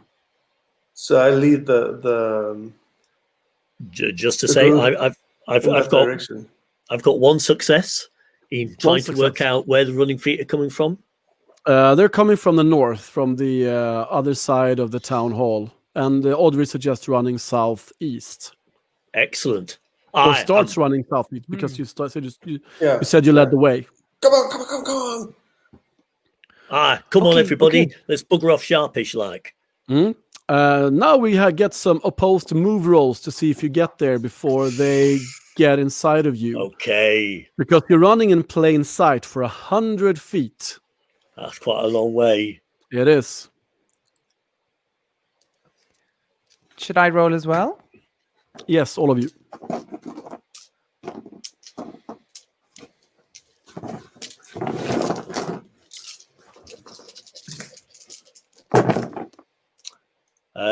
Two successes. One failure. I pushed the roll. Okay. One success and 2 more failures. 3 failures to agility. Yeah. Do you get broken? Yeah. Oh, no! Yeah. No. Oh, Okay. remind me again, Andreas. So the successes Are the 6s? are the 6s, and the rest, and the failure is. Is only relevant in the attribute dice. The skill dice Okay. for move does not matter. If there's a 1. Okay. So yeah. So that's Oh, only, no successes. So that's only 1 failure from the From the others. attribute. Yeah. the other The one- other Okay. is Okay. 3 on the 3 moving dices. Okay. So, isn't it so, though? So Don't 1 damage to agility and 1 willpower point for Oddvir, and no successes for Ingela's Serenella. Do you want to push it? But the But- other Yes. failures, isn't there also? No, it doesn't matter if you get a 1 of on course, the yes, skill yes, dice. I understand. don't I remember that you can share move rolls? Yes, you can. Because I've got 2, right? I only need Yeah. 1. It's an opposed roll, so you need to beat the other ones. What they rolled. Okay. Well, maybe Ingela should push it then. Yeah. And I realized I didn't do it anyway, yes. I will push it. 1 success. 1 Right. success. Okay, so you all get 1 success. Dominic gets 2. Yep. That means it's a tie, and that Oh. means that you are almost at Delana's house when you look behind you and you see that the bat-winged misgrown is hovering above the town hall and sees you. They got the prisoner. The prisoner's out. There they are. It's the band of force. To Quickly, we have to get into- To arms. Okay. How We've far just away got to from the keep house on are they? running, right? Yes, how far away from the house are we now? I said halfway, didn't I? So I'd say Yeah. another 50 feet. Let's make a bloody run for it. Yeah, we can't fight I them mean- all, can we?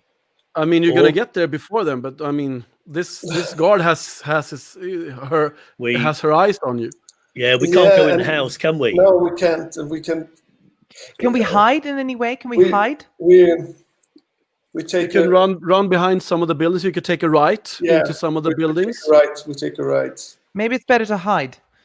Are there any boats? Yeah, of course. There's some boats out. What are you thinking? There are Okay. some boats moored. None of us are sailors, are we? Oh no! Yeah, of No, no. course. We've got these guards. It's like they've been telling us that they're just fishermen and all this kind of stuff. they can sail a boat, right? Yeah. Yeah, I can sail a boat. I can sail a boat. Why don't we jump on a boat? Like, I bet they don't we have hide a on bloody a boat? boat. We don't just hide on a boat. We bloody well run away on the boat. Yes. Okay, so you head for Let's a do boat and steal a boat, basically. Yeah, we do. We Yes. steal the fastest looking craft that we can find. Do you want to have a rowing boat or a sailing boat? What's the wind like? Let the The wind is decide. There's almost no wind, actually. I think a rowing boat. Rowing I boat. think so. I'm strong. All right. So yeah, you get a fairly large rowing boat. It's maybe 25 feet long. So it's a rather long, big rowing boat. And you pass the ice cleaver on your way out. You pass them in the bay, and you go out to the strait. Yeah, this misgrown keeps flying and following you, screaming, Okay. "They're about to go out! They're going out!" So I'm And going to try. it's actually throwing spears at you. Throwing Okay. spears at us. Oh, Okay. This is well, I'm unarmed incredible. because- She has a shitload of dice. Look at this. Look at these. Look at these. I'm gonna try and hold them so you can see which sides we're up. I Oh my roll goodness. this crappy all the time. She throws her second throwing spear. Ah, now you're talking, as Nissel would say. Okay, so a random roll to see who it hits. There's 8 of you, right? 1, 2, 3, 4, 5, 6. No, there's only 6 of you. But where's that's 7 of us, right? Didn't one of you? Hakar and One of Grelf us? aren't with you. So there's three of you Where and are 3 they? of the guards. where are they?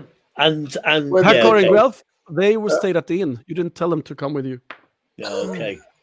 Actually, Ingela, Yes. sorry. You don't What? have any Are you kidding armor me off? at What's the going moment, right? Because they took your armor and your Well, I was just about to weapon. say I have no. I don't have my short sword. I don't have my armor. I don't have my helmet. I have nothing. So that's when you were saying that you're going down to the basement, I was like, get the gear. Get the gear. I got 4 successes. So that's 4 damage to strength. Oh my god. Does it bring you down? Are you broken? What, me? Yeah. I've got 1 strength left. That's almost too bad. It would have been better if you got broken, because then Jacob could roll for healing and he could get you up a bit. But yeah. So the last throwing spear from the misgrown flying guard hits Delana square in the back, and she shrieks out in pain as the throwing spear buries itself in her back. Ouch! Right. Nissel is going to go try and shoot this thing. Okay. Yeah, you can start doing that just as I'm gonna say do that because it throws the first spear without you seeing it, and it just goes down into the water, and the second one hits her as you are drawing and preparing your bow. So Okay. you may shoot right after this. Yeah. And I will. It's the same round, but you act last in that round. Right then.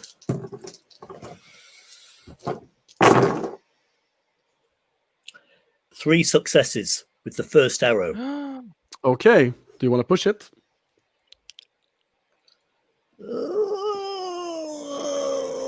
No, because I've got 3 1s. All right. I wouldn't either. No, all right, 2 1s. One is a skill die,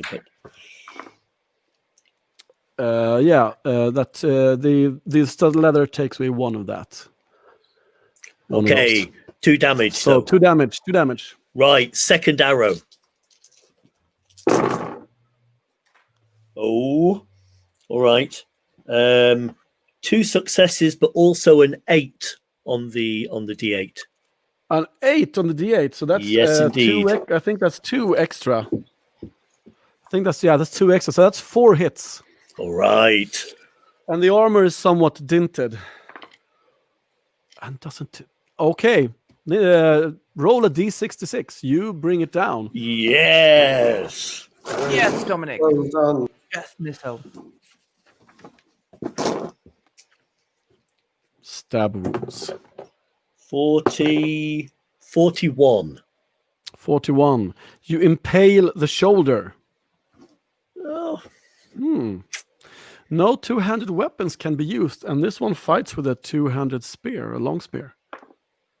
So it's okay. So you shoot it in the shoulder, and it just goes straight through, buries itself deep, and the pointy end sticks out through the back, and this makes it unable to keep on flying, and it just soars down and falls down, and actually Actually, you can roll another d6 because it was flying quite high, so it actually takes a blunt injury, a blunt force, Okay. critical injury as well, as it falls down. It's not good to be broken when you're flying. No. That was only 20, unfortunately. All right. 22. 22. It breaks his nose. She breaks her nose as she falls down behind the town square. That's a bit of an anticlimax, to be quite honest. Yeah. A for effort. Where do we go? The guards say who are rowing. Where do we go? Why don't we go out to this here mayor and try and find some answers to all of this? See what this mayor knows. Yes, we do. Go for the island. Good idea. Yeah. And can I ask how much? Because I was damaged. How's Serenella doing? Not very good. She's usually very strong. She doesn't look it, but she really is. And she's down to 1 in strength. So all the skills that you roll with strength, you roll only 1 attribute die. Yeah. So Nissel looks down at the halfling and goes, "Bloody hell! You don't look in a good way there. Oddweir, is there anything you can do to help?" I'm going to try and mend her wounds. Smash it. So I channeled the... Thanks a lot.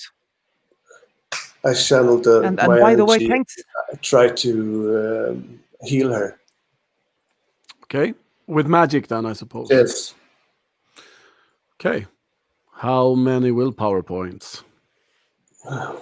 1. 1? Yeah.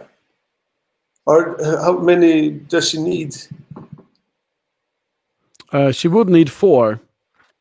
4? It says here that you have a ring. I'm looking at your character sheet, Jacob. Yeah, I know you haven't played for a while. Plus 1 willpower. Okay. So if you do something at power level 2, it only costs you 1, right? Okay. But isn't that the ring from Varina? Isn't that Varina's ring? Yeah, that only heals wits and empathy, doesn't it? I'm pretty sure that's the one that only heals wits and empathy. But isn't that's a necklace? 1 willpower. You're right. That's the necklace. Yeah. You got some kind of ring somewhere. Yeah, it gives me plus 1 willpower, but is it 1 every time I get 1, or I don't remember. It just stacks one power level on top of whatever you want to do. So it doesn't double. If you put 2 willpower points in, you don't get power level 4. You get power level 3. Yeah. You get 1 power level above what you want to do. Okay. So, but so you could put like 2 willpower points on healer for 3 points of strength, for instance. Just for instance. Okay. Is it that I heal as many points as I spend willpower? Yes. With this spell, Yes. because it says immediately heals a critical injury. Yeah, but she doesn't have a critical injury.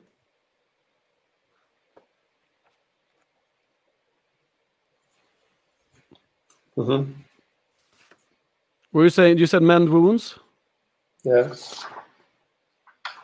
Okay, so you would need to cast something else then. Healing hands, then maybe. Healing hands. Hmm.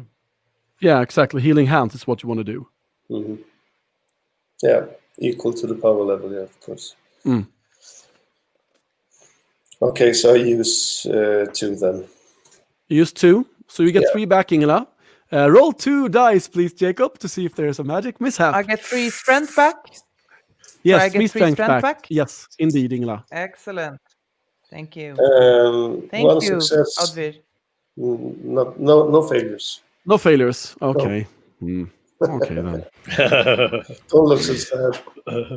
So the halfling it looks much better after Oddweir's wonderful intervention, and so Nissel, he says, we haven't really had much time to chat, as it were. yet. But who are you anyway?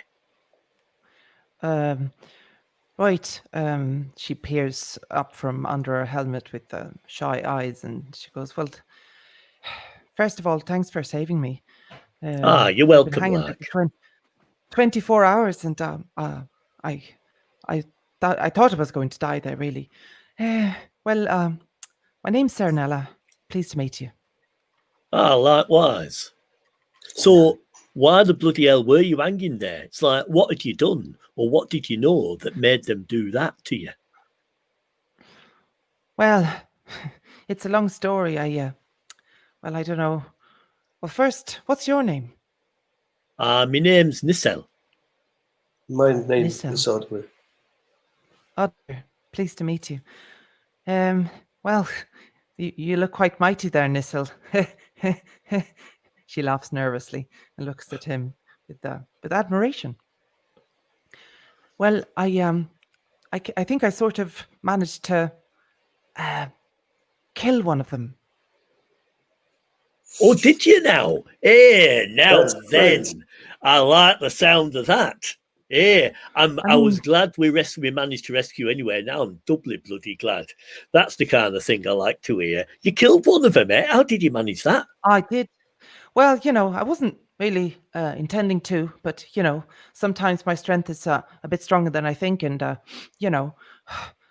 do practice a lot with my sword, and that's one of the things I like to do. And That's bloody yeah. smashing. I mean, no offense, right? No offense, but like the halflings I've met, and it was a long bloody time ago and another time entirely. But like they were handier with like a teaspoon than they were with a sword, you might say, or like with sugar tongs, that kind of thing. So I haven't come across that many halflings who could wield a blade. So I mean, it's bloody smashing to meet one like. Cernella looks a bit. Her cheeks are turning red, and she looks a bit offended. But well, I think you're talking about my relatives back in the borough.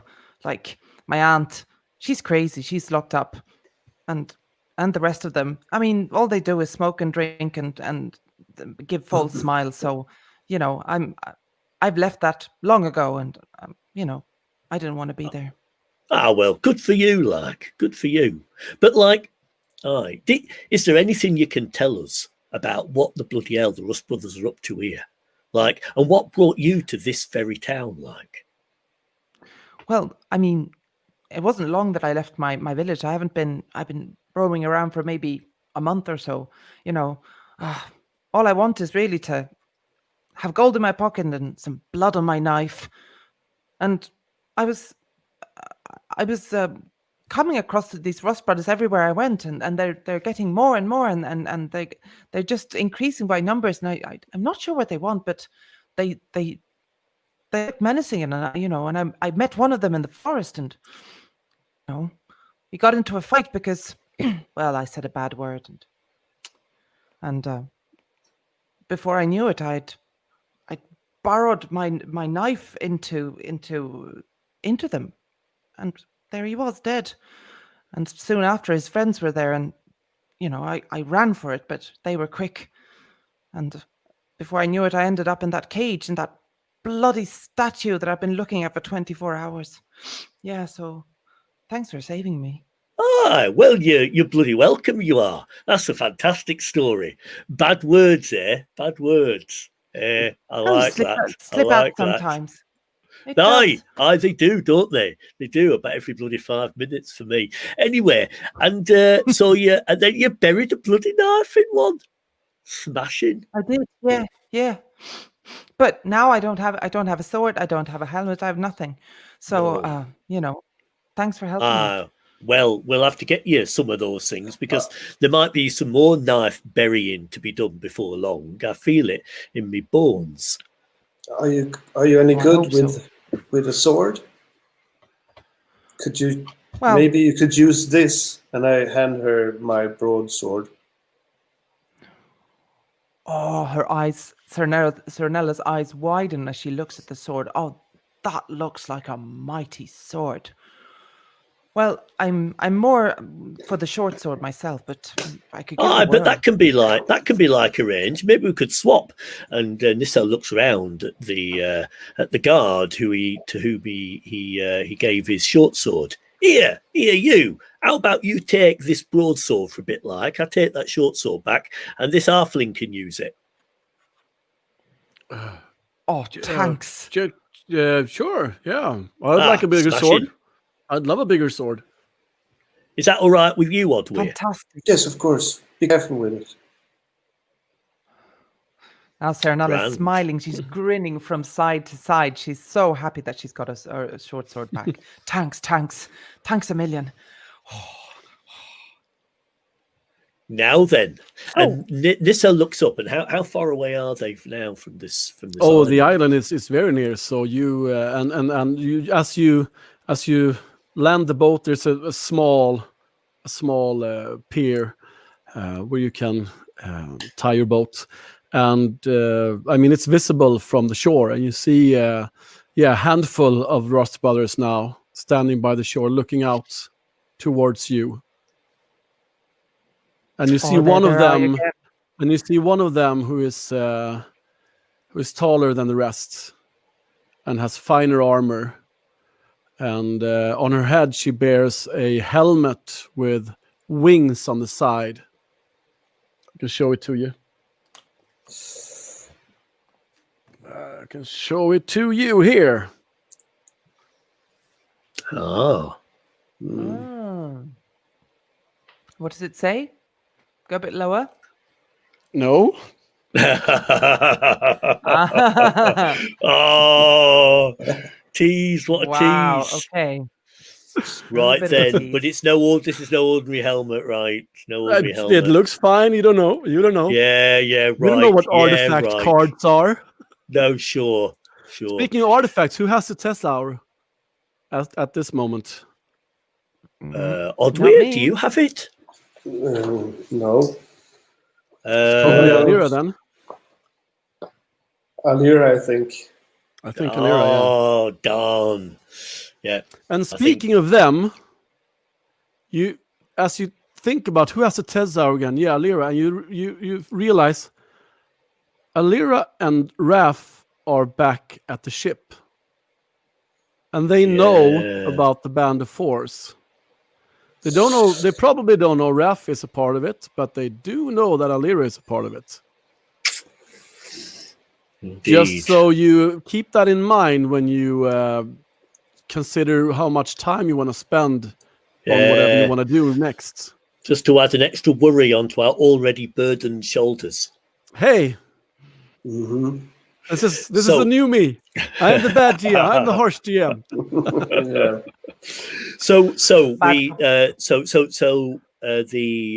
I'm guessing that these guards, because they're used to the sea, they jump out and they tie up the boat. Oh yeah, for sure. And you see, there's there's a gate in the palisade that opens as you come there. And do we see somebody there opening it? Do we see? Yes, of course. You see armed guards there. Two of them opening, and one of them rushes out and looks really carefully at you, and says, "Oh," and recognizes the town guards and calls their names and gestures for you guys to come quickly. So we do. Yeah. Yeah. And you run rush up quickly the short path up to the fortress. I mean, the island is not very big. It's maybe 150 times 200 feet. Okay. Yeah. And 70 times 50 meters. And the fortress takes up just a small portion, maybe a quarter of that. So it's not a big fortress. It's basically a walled home. So we go through the gate. Yes. How many armed guards are there? You see the two that were on guard who were calling you up, and you see one up on the palisade, keeping watch as well. That's all you see for now. And how far Can- away are the Rough Brothers? I'd say about 300 feet, 100 meters. It's 100 meters Oh, from okay. from shore to shore. Mhm. That's not that Okay. far. Nope. We have to hurry. Can I use insight to try to understand what this is about? Why he is put himself out there and built this fortress? No, you don't have enough information to do that. Mhm. I'm afraid. Well, Nissel says to these guards, "We need to go and see your boss. We need to see your boss now." Oh, yeah, you do. And as you say that, indeed, the boss comes out, and you recognize instantly, especially you, Ingela, who have been staring for the statue for a for a few quarter days. You recognize indeed the mayor coming out there. This Ogdar. Is he rather coming out tall of the woman. door? Coming out the door. Rather tall man, balding. Not that heavy set, like almost a bit thinner than average built. Fine clothings. Comes out, but he is girt with a sword at his waist. Mhm. And he comes out and what's all the fuss? Are they attacking now? Well, And there's he good looks news, down. bad news, isn't there? Like, first of all, we freed some of your guards here. Oh, good work. Good work. Ah, Good work well, now. thank you very much. And now we sort of need to know what the bloody hell's going on. What do you know about these Rust brothers and why What's they're going here? on? I'll tell you what's going on. What's going on is those fucking Rust brothers coming to our village here and making an uproar and unsettling folk and even imprisoning this fine young lady here. Aye, why? There were some people killed, killed, I say. Yes, Aye. I was very nearly killed, and these guys saved me. Yes. And as I say, we saved your guards as well. So, can you give us a bit more information than that? We understand that they're here and they're not welcome and they're doing unwelcome things. But why are they here and what are they up to? I have no idea. We've been locked up here since they came. You see, Ogdar, I went to see my old friend Barak, and he told me that you were a good man. I used to live in this village Okay. before. I don't know if have we met before. Maybe a long time ago. Don't recognize you, lad, but So, do you have any more people with weapons? Because these Rust brothers, we have been having troubles with them before, and we know that they are really evil people, and they will not leave until nasty we get rid fuckers. of them. they're Yes. power hungry. They're greedy. They're evil. Evil. Yes, they are They're evil. evil. So we need to They're team evil. up to. Hell yeah, we do. Yes. So, how many armed people have you got then? 4 plus me. All right. Well, it's better than nothing. Mm-hmm. So that makes 11 of us, if I'm not mistaken. We are also a little He bit spends a short lot less of time with me weapons. counting and nods and says yes, indeed. No, wait, you 3, 6, 10, 11. Yeah, exactly. Yeah, we're a bit short of weapons. We also need some more weapons, if you have any. Don't have Yes, much, and but some what we'll have, we armor will and- distribute out as much as possible, of course. A bit of Helmets armor and for this armors as halfling well. wouldn't go amiss. Can't say I have halfling armor. Well, something we can Well, cut it doesn't down. matter if it's a like. bit big. Cut down? Aye, Ruin my fine armor? aye. Because, like, otherwise these Rust brothers, they might just kill a lot of But us. my men need the armor. Don't they already have armor? Have you not got anything to spare? The words I were, have you don't got have anything spare to armor. spare? I have an extra helmet. I have 1 extra sword and 1 extra mace. Right, very well. So this halfling can have the helmet at least, right? To start Yeah, with. Thank you very yeah, much. yeah. Thank Of you very much. course, Smash of it. course. Yes, of course. Naturally. Thanks. But So then- leave it back afterwards, though. Mind. I've got another question for you. Mhm. Why did you go and haul yourself up out here? For In the just fortress. such a situation as this, I tell you. Is that right? And how did you see that coming? Actually, Dominic, Nissa would know that. I mean, Rust Brothers, they do these kind of raids. Yeah. They've been doing them since even before the Blood Mist. That's how their power grew so strong, because they were the only ones who could travel in the Blood Mist, and these kind of raids aren't unusual. Yeah. You I was you just are checking very, there was but nothing funny going on This with the place mayor. is very far from their like seat of power. Basically, as far away in the Forbidden Lands as is possible. Yeah, Almost. right. So I Yeah. mean, the Margelda plain has been a bit far away from them. So there's been more random and more seldom raids here. But I mean, it's not unusual. This is what they do. They come into a town, they take over it, they do what they want, and then they leave. And depending on what religion the inhabitants have, depending on what kin they are, depends. Like that decides how they approach the village, basically. So it's, I mean, that's nothing. It's nothing. If he's a shrewd peddler that's been traveling for a while, it doesn't. It makes a lot of sense. Yeah. It's kind of selfish, yeah, but it makes sense from his Okay. perspective. Sure. Can I just ask? We're standing there talking to the mayor, but where are we exactly in terms of? Are we inside the building, or are we still on the in front of the? Yeah, door. you decide. I was thinking you met him at the doorstep, basically, Yeah, and but one of I the mean, guards if went in the to Rust get the extra Brothers are- weapons. And pardon? But the Rust Brothers have seen us. They saw you go to the island, and they saw you go into the palisade for sure. So they're somewhere around there. Just check. Yes. They're probably not on the island yet. Ah, okay. So once we're as armed as we can be, if we Nissel at least is going to go up onto the palisade and look out. Does he see anything that's changed?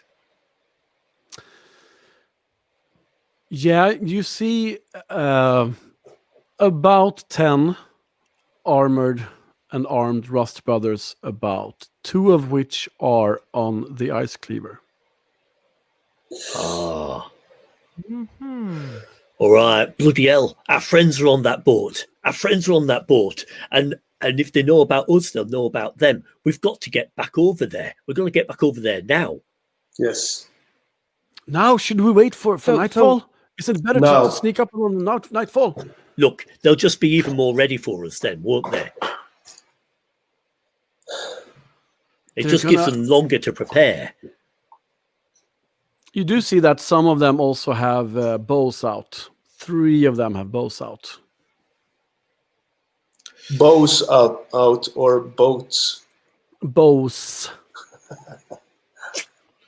Yeah. Okay. And where are they aiming the bows? No, they just have them at the ready, but they're Yeah. gazing out Ready, towards the okay. island. Okay. Well, I think it It's- sounds like a good it's- idea to wait till nightfall. Yeah, it is actually. But It's better like, because but Odwe, our friends, right? Look, they're on the bloody boat. They're on the I ice know. cleaver. We know who's on that boat. yes, How many of your friends on the boat? 2. 2 of them. Aye. One of Right. them might be all right. They might not know who that Yeah, we particular can- friend is, but one of our friends is going to be in trouble Oh. when they see her. We can't leave them, and I Well, maybe we can, we'll wait here for a few hours. I certainly need a rest and, well, actually, a bit of food, actually. I haven't eaten for a while. If there is anything spicy to eat, that would be grand. And also, then we can take the boat that we came with and sneak up to the boat. No? Yes. The thing is, Nissel, I can't really do anything. I'm out of willpower points, and I'm really feeling weak, and I'm not able to use any more magic right now. I don't know what I can do. Well, to help. bloody hell. Very well then. Very well then. But we need to keep an eye out on that boat. We need to have somebody looking at that boat the whole time to see whether they take anybody off the boat or not. I suppose, right enough, if everybody can rest up, get their full strength back, and then at night, at least I'll be able to see better than those fuckers over there with my goblin eyes. Yes. Well, we can take turns to hold the fort and look from have a lookout on the boat so we know what's going on. Yes. Oh, all right then. But as soon as it gets dark, I say we get over there full strength. Sounds like a plan. Okay, so you want to rest for a quarter day? Yep. Okay. But that won't get me any willpower points back, right? Nope. So It will heal you. It will heal your attributes, though. Yeah, it literally allows me to gather my wits again. Yay! Will it heal everyone's everyone's strength points? No. Yeah, if you just want to sleep, if you want to others. sleep like properly and eat some, then you get all your attribute points back to full in all Okay. attributes. Excellent. Right, but now it's just a quarter of a day. But is that enough? Yep, a quarter day is what you need to sleep. Oh, cool. Great. Okay. Mm-hmm. Actually, just before you go to sleep, you hear a shrieking sound out from the boat, and you hear Alira's bright voice screaming, "No, you can't take that! That's mine! That's mine! That's mine as well! You can't take that! You can't!" Oh! Oh, That's a bit of an Nissel annoying voice. Who was winces that? as he hears this. yeah. She starts wailing and shouting that? and That was Well, my the thing friend. is, right, our friend over there, she's what you might call acquisitive, She likes acquiring things. So half of our bloody magical items, most of the things which actually do something, which we've got between us, she's got there, hasn't she? She's bloody got a lot of them. And now they've bloody well got a lot of them, I know, no doubt. I see. Anyway, nothing to do Well, that from was here. a shrilling voice. yeah, it cuts through most things. Diamonds. Cut through diamonds, yeah. But you also actually hear the sound of the Tezaur being played. Oh, Hmm. here. Someone is playing the Tezaur, and I'm gonna make some rolls here.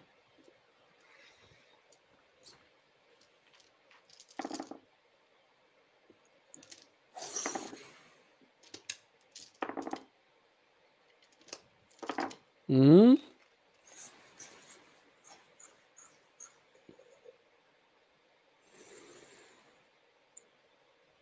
Mm. It seems that seems like there's some kind of scuffle going on in town. In town. Hmm. Mm-hmm.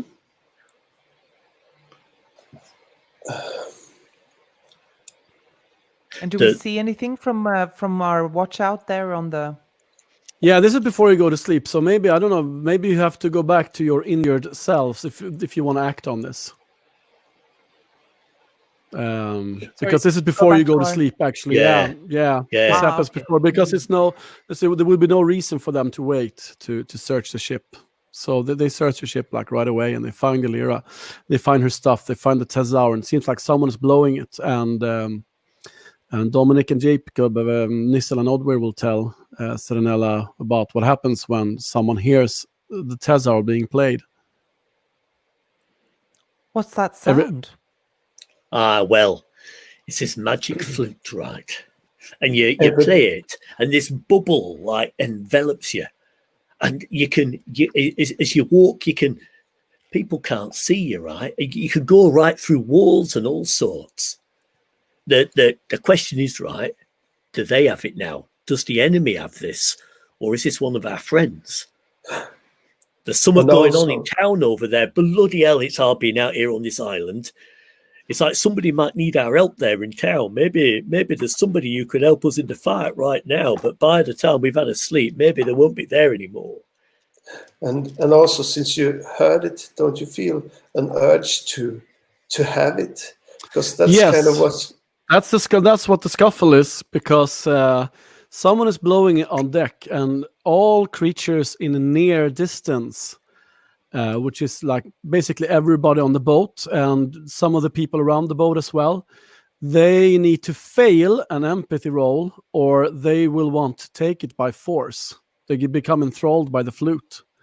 So there's a bunch of folk there, sailors and Rust Brothers alike, who are basically fighting for the Thesaur. Oh, excellent.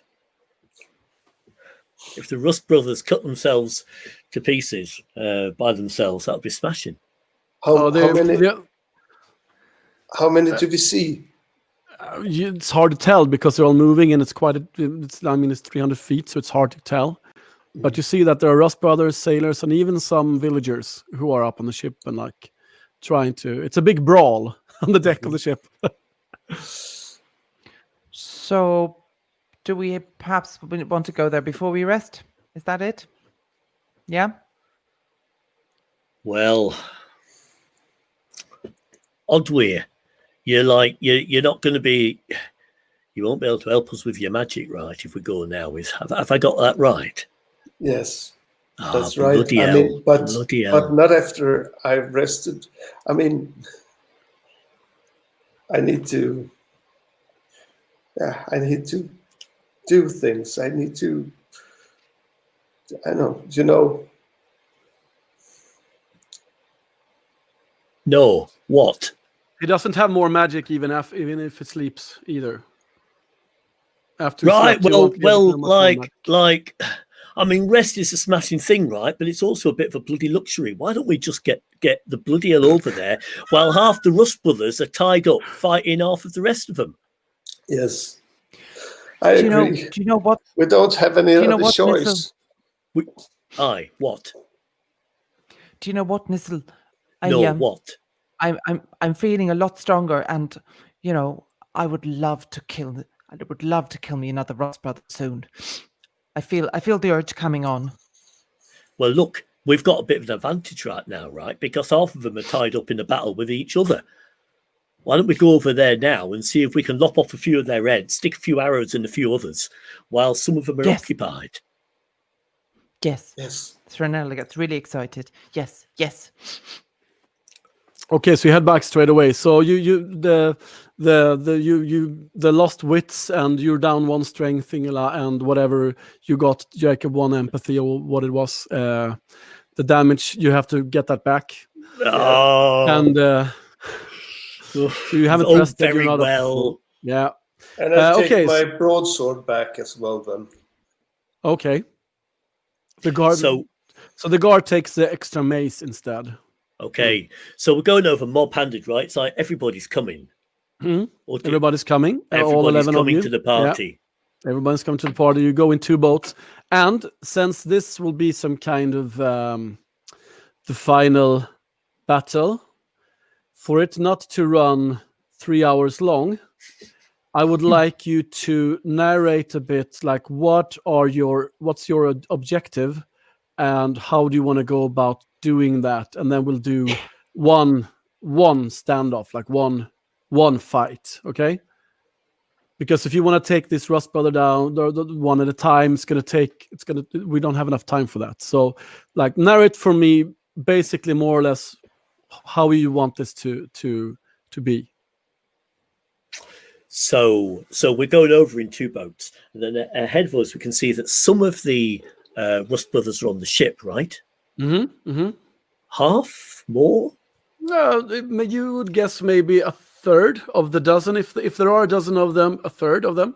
Okay, and we can see. Can we see some of the rest of them still on the shore? Or... Yep. There's one of the bowmen still on the shore. Okay. But if you could try and go around and come to the beach, come to the town from the other side. You don't have to land on the beach on the quay. No.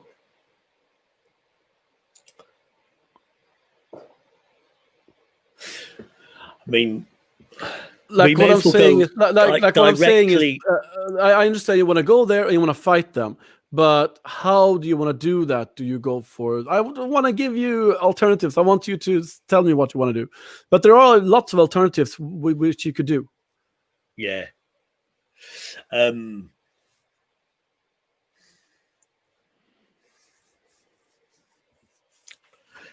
Well, if we've got some of them on the shore, then one boat.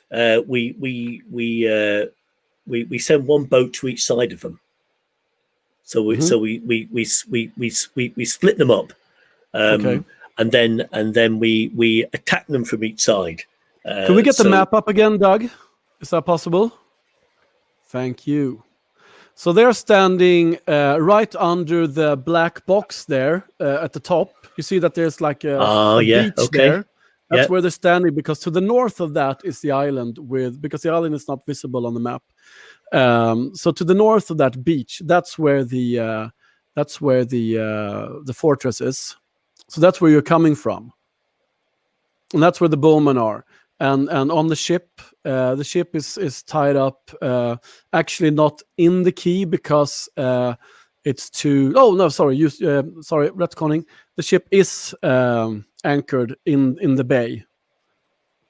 Actually, so it's anchored in the topmost pier there.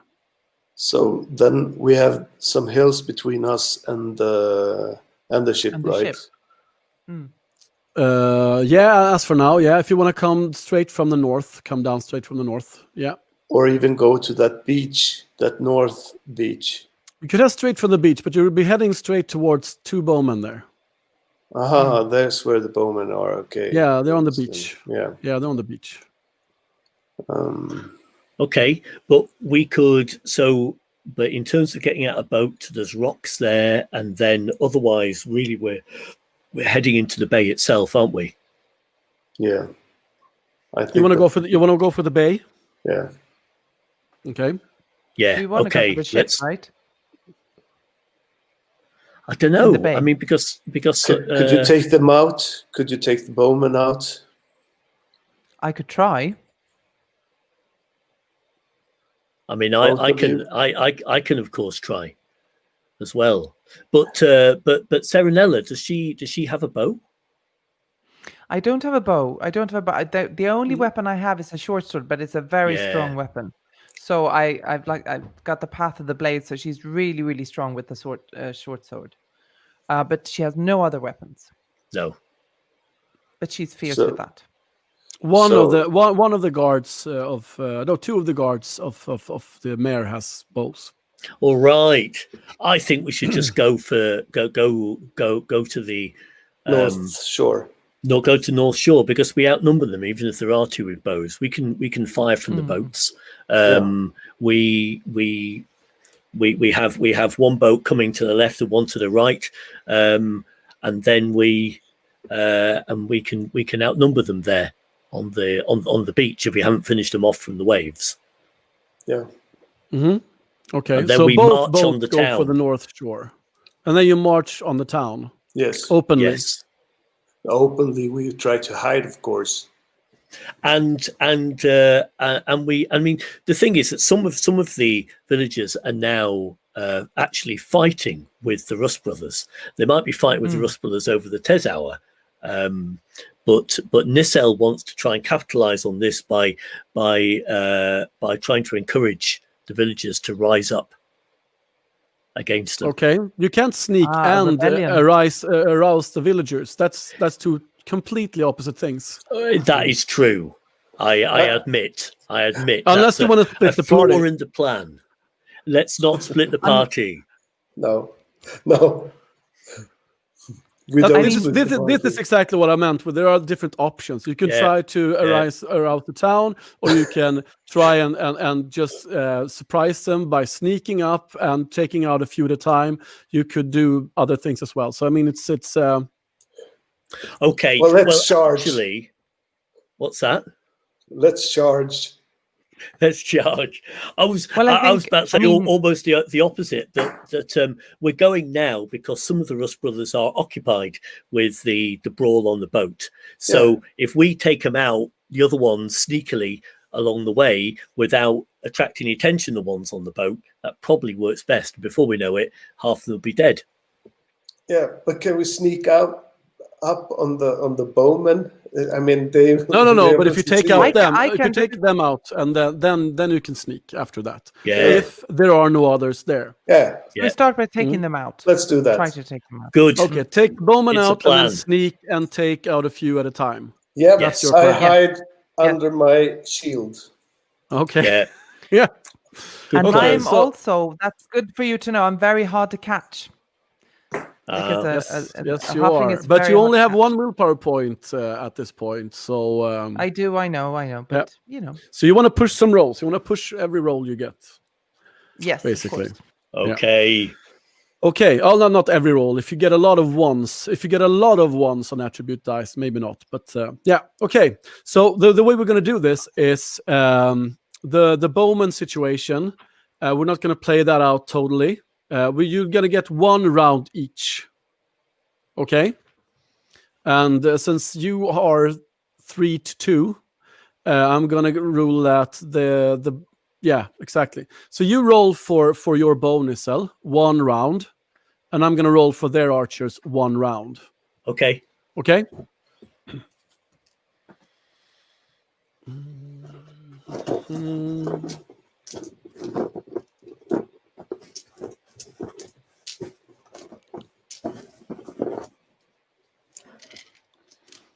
Do you have all your dice now, Dominic? I have. I must get larger hands. Smaller die. Yeah. Yeah. No. One success. That's pretty pretty meager. disappointing. But that was only the first. That was only the first, right? I get to. Yeah, it's 1 this round. twice. So if you want to use some of your talents, and that's I could also push that one, right? yeah, you could do you could the push second you one. can push whatever rolls you want to. Yeah. Okay. I'll do that because I didn't have any failures on that round. Do you push the first shot? The first one. Yeah. You're I'm gonna pushing push the first shot one. now. Okay. I am. Yeah. Okay. It's only one more success. Sadly, and there's actually I've got a failure on the gear die. Okay, so you damage your bow somewhat, Yeah, but you don't break it, right? Because you have 2 yeah, I've got bonus. 2. Yeah, Yeah. So be careful with pushing now from now on. yeah. All right. Okay. Second arrow.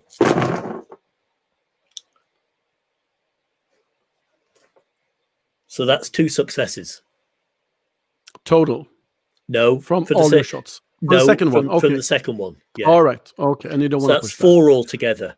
Yes. I think I think I better not push it. Mm-hmm. Okay. I don't know. Maybe what I happens should. is- Maybe I should. What happens is that you drive them off. You injure them so much that they withdraw, and Woohoo. they hit with one of their shots. And I actually roll on who it hits. It hits the mayor. The mayor gets an arrow to his chest, and he slumps back, and it's in his boat. And he's looking at you guys, and he says, "Finish them. Take back the town." He It's dies? hard. it's hard for you to tell at this point, but it's bad for the morale of his men for sure. But he's broken. Okay. It's hard for Well- you to tell if he's dying or has died, or Okay, so now I need stealth rolls from you guys because you were stealthing, and this is for the whole fight. This roll we're Okay. making now, not for. Okay, you So have this is a to- general thing. Otherwise, we would have done the rules as written roll with stealth, which is the one who's worst at it who rolls against who's the best scout of the opposition. But now you all roll, and I will make 3 rolls, 3 scouting rolls for them. Okay, Okay. and the Okay. average we will compare the averages. Yep. Okay. One success. One No success. successes. So anyone want to push it? Yes, I do. Me too. Yes. Yes. Why not? You all pushing it? Yeah. Does anyone does anyone have a pride that could be applicable at this point? No. Pride. I know My- it's my- been a while, so I'm gonna My tip pride- you up. My pride is he never feels the cold. That is so that is so spectacularly useless. It was so good up in the bit of It reach, was, but down here it was. it's absolute never rubbish. feels. Now it's just ridiculous. That's like generally every Swede, really. Oh. That's Never right. feel- Yeah. You other guys, do you have a pride that could be applicable? Can you make that out from that? Would from the original? Character sheet? Yeah. Oh Jesus! When worried for friends, I can make damage. I can really I deal remember damage. now. I can really deal damage. Okay. Yeah. So that one will be applicable when we come to the fight. You may use your Yeah. pride die then, Yeah. but not for sneaking. Do you want to hear my pride? Yes. Yes. I can endure any injury. Right. Are you injured at the moment? Well, no. It was. I'm not in. I don't think. No. Nope. I'm not. Yes, you have. You Not have. yet. You have Yeah. 1 damage to strength. Yes, Yeah. that's right. Yes. Yes, that's right. Well, Not worth it.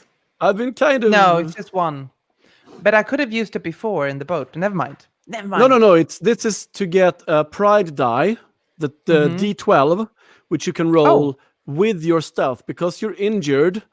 You have that pride. You can endure that injury, and it doesn't hinder you, so you get the pride die. Okay. Okay, But I don't. But I don't need to. so do you it roll now, for maybe. stealth, and you roll a D12. If you want to, if you Oh. roll 1, 2, 3, 4, 5, you lose your pride. If you roll 6 up to 12, you get bonus. You get more successes. Yeah. I don't think I'm going to do that now. I've got 4 strength. It's okay. I mean, It doesn't have anything to do with your strength. It has to do with your stealth. okay. And your average will be compared to the opponent's average, and your average right now is shit. Use it. Okay. Use it. Use Just it. say- Tell me what to do because I'm not sure what to do. I I But would use did- it. I would use it. I would if I were you. I would use can it I now. just say, but I did push that roll though Okay. for. You remember I said I wanted to push the roll? Yes. Indeed. Yeah. And I got a success there. I just want to put that in there. So you have 1 total. Yes. Okay. We have, And the rest of we you have guys one have. each. You So all we have have 1 one- each. Yeah. One each. Okay. So I'm So I'm let me just get a D12 because I don't have it right here. All I right. need to Yeah. get a D. We'll you fetch it while Dominic pushes his roll. okay. Here That we go. was what we were gonna say, right, Dominic? Yep, it was.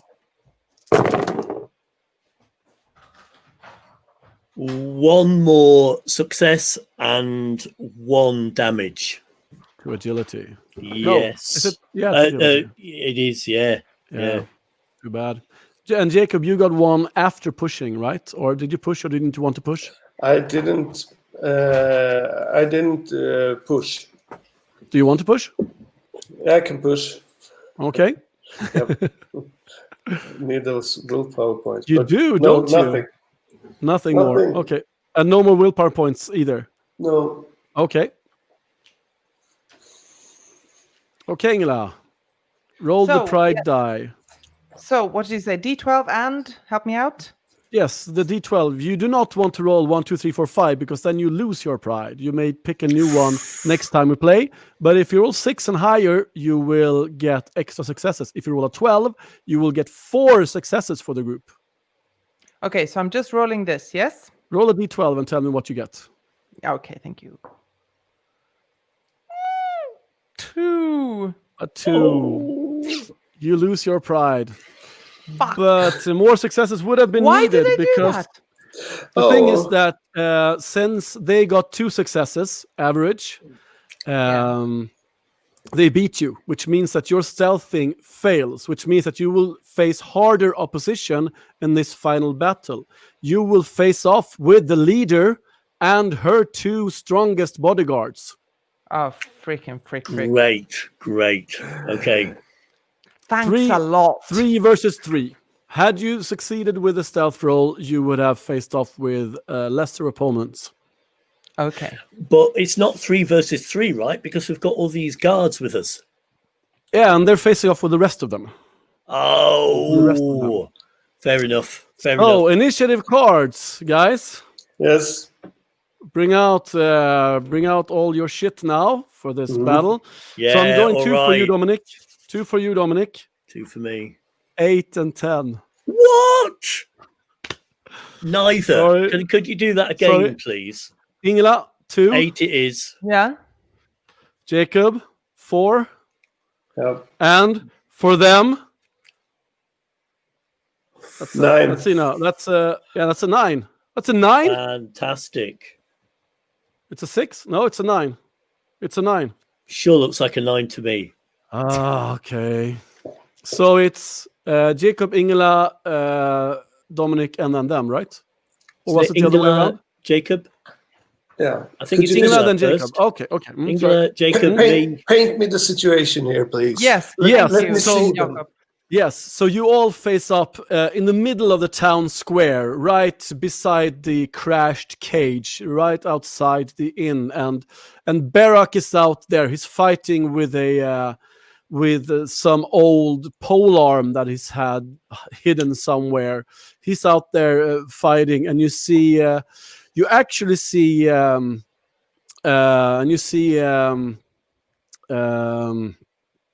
see the triplets. There's some triplets who live in the houses called number 4. They're out there fighting. There are 3 sisters who are very big and very strong, and they are out in the streets, and they're using cudgels to try and batter down 2 of the misgrown. And you see fighting on the streets basically, and you see from afar, you see the ship. It seems that the sailors are getting. They're getting control of the ship. They are throwing 2 of the Rust brothers off the ship down into the water, and killing 2 more of them. Revolution. Yes, but as you see this, you also look up, and from the northwest, you see coming slowly but surely. You see the captain of the Rust brothers. With this winged helmet and chainmail armor, you see that she has a 3rd eye on her forehead, and beside her on her left walks the misgrown with the ramming horn, the rhinoceros, the rhino horn, and the hooves. And on the other side, you see a misgrown with 4 arms, holding 2 flails and 2 shields. What? 2. What was the first 2? 2 flails. Flails is it's like a mace, but between the metal head and the stick with the pole that you hold is a chain. Ah, okay, I see. Yes. Mm. Whew. Okay. So, Ingela, what would you Mhm. like to do? Did you get any willpower points from that pushed roll, by the way? Did you roll only once on the attribute dice? On the push roll, yes, I got one. Okay, then you lower your agility with 1, but you get a second willpower point, which may prove very helpful. Very handy now, exactly. Who do you want to try and get at? What about so one had the winged helmet, you said, yes? Mm-hmm. That's the Mhm. leader, obviously. That's the leader. Yes. Yeah. And there was one who had the shield. Well, I have this in my rank here, the path of the blade. Mhm. Just looking. Do you can spend a willpower point to find a weakness in your opponent's armor? Is that something that Yes. I can use now? Yes. Since you're playing this for the first time, Ingela, I will give you some hints. You only have 2 willpower points, and I would save them Yeah. for avoiding damage or striking another attack. I would not use them Okay. because I roll so crappy. Their armor probably won't do much help for them anyway. I might forget I said that, but Gotcha. I mean, like, tactically, that would be what Serenella would do, I think. Going for a second attack, spending 1 willpower point to get a exactly. second attack, or avoiding damage. Okay? What about this? So you go first. I'm looking at my talents. I'm Mhm. I'm cold-blooded. 3 That's only for the coup de grace, if you bring for the them coup de down. grace. Okay. Right. Yes. Well, hey, I got my short sword and I think I want to make an attack. I've done it before. Against who? Which one? The one with the rhino horn, or the one with 4 arms, or the leader? The leader. Leader of the pack. Vroom, vroom. Come Do on. it. I mean, Jesus. Do it. Totally. Okay. So, this was a long time ago I did this. What do I do? Help Strength me plus melee plus Strength plus melee, yes. plus So- short sword is plus 1 gear die, I think. Okay, so 1 gear die and melee is Actually, 2 gear dice. okay. That's a lot of dice. Yes. So Okay. yeah, 4 attribute, 3 for skill, and 2 for gear. Yeah, got it. Mm.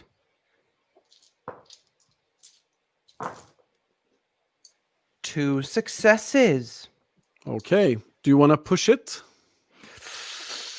No. No. Do you want to spend a willpower point to make a second attack?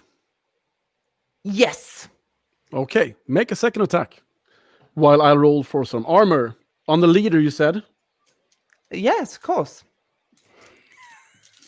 She has a lot of armor. Haha. Okay, so I do the takes away same roll 1 again with the damage. same Yeah. number of dice? Yes, indeed. Freaking frick. No. No successes? No. Okay, so your first hit, you take erase 1 willpower point, and your first hit, the armor takes some of that damage, but some go through, so 1 damage.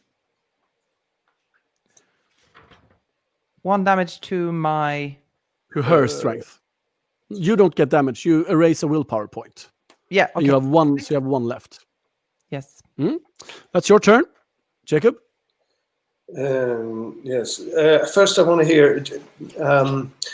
Since I'm a druid, I automatically feel if somebody uses magic. Do I feel anything of that? I automatically Not from sense any of that. these 3. You don't sense it from any of these 3. No, not magic. No. I attack the rhino. The rhino guy. Yeah. Mm-hmm. With the broadsword. No successes. And Want to push it? Yes. That was fast. 1 success. 1 success. Rolling for armor. What's the damage of your sword? Is it 1 or 2? 2. 2. Yes. He takes both of those. Did you get any willpower points? No. Nope. Sorry, pal. Dominic. Okay. So I'm going to loose 2 arrows straight at the leader. Mm-hmm. Yeah. Go for the leader. That's my motto, Yes, I or like the Missel's token. motto. Mm-hmm. A wise motto. Especially when you're in range combat. But the thing is, right, that I'm loosing arrows, so I'm not at close quarters here. No, you're not. No. All right. That's 2 damage from the first arrow. Okay. Did you roll the pride die as well? The gear die? Oh, do you know what? I completely forgot. Because you got a. Did you say you have a D8 for the gear for the special bow, or for the talent, or whatever it was? Yeah, that is for sharpshooter level 3. But I didn't. My 2 gear die here. Hang on. All right. No more successes though. So that's 2 from the first. So didn't arrow.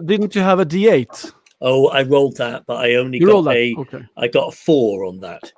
Yeah, that's that's not. No. Okay, so I 2 didn't think successes so. on the first arrow, Yeah. rolling for armor on the leader. Yeah, none of that goes through. No. Okay, second arrow. Here we go. Mm-hmm.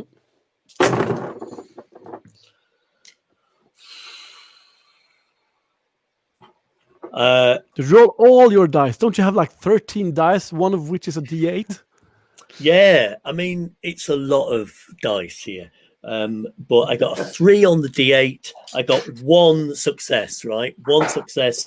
And the thing is, right, here we go. I got 3, count them, failures. On the attribute. So yeah, so like I'm not going to be pushing that one. Okay. But I got 1 success. Okay, good. Now it's their turn.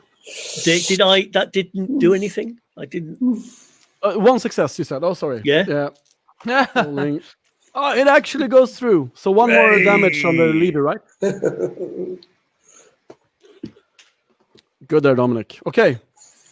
Let's see now. The leader raises her long sword, looks down upon this halfling that has dared oppose her, and her third unblinking eye looks down on you, and a laser beam comes out. No, just kidding. What? I was ready for it. Yeah. Yeah. Ooh, do you want to spend a willpower point to get to not take all of this damage? Well, yes. Thank you. Okay, so take away 1 of those, Well, and you can roll. That means actually I have none left, but there you go. Yeah, you have 1 left. You Yes, started but with after 1, that, and I then have you none. got 1. So after this, you don't have any. But I Yeah, think but I'm you gonna might. use it. Yeah. I need to. You need to for sure. So roll for your helmet that you have. Right. That's Do 2 I have a dice, I helmet? think. Yeah, you got a helmet from them. Okay. So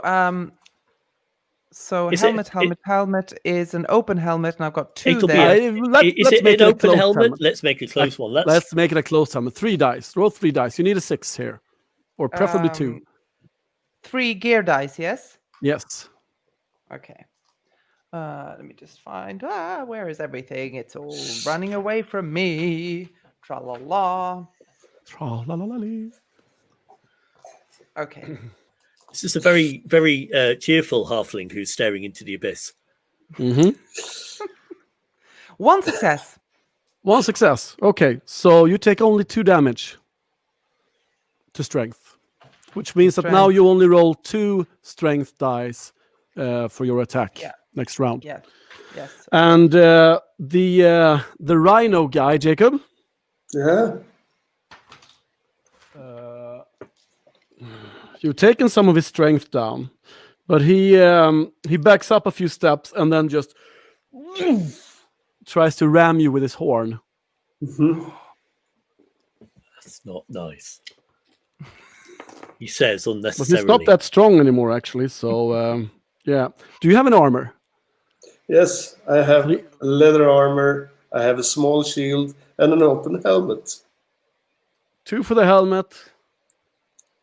2 for the leather armor. And 1 bonus for the shield. And 1 for the shield. Okay.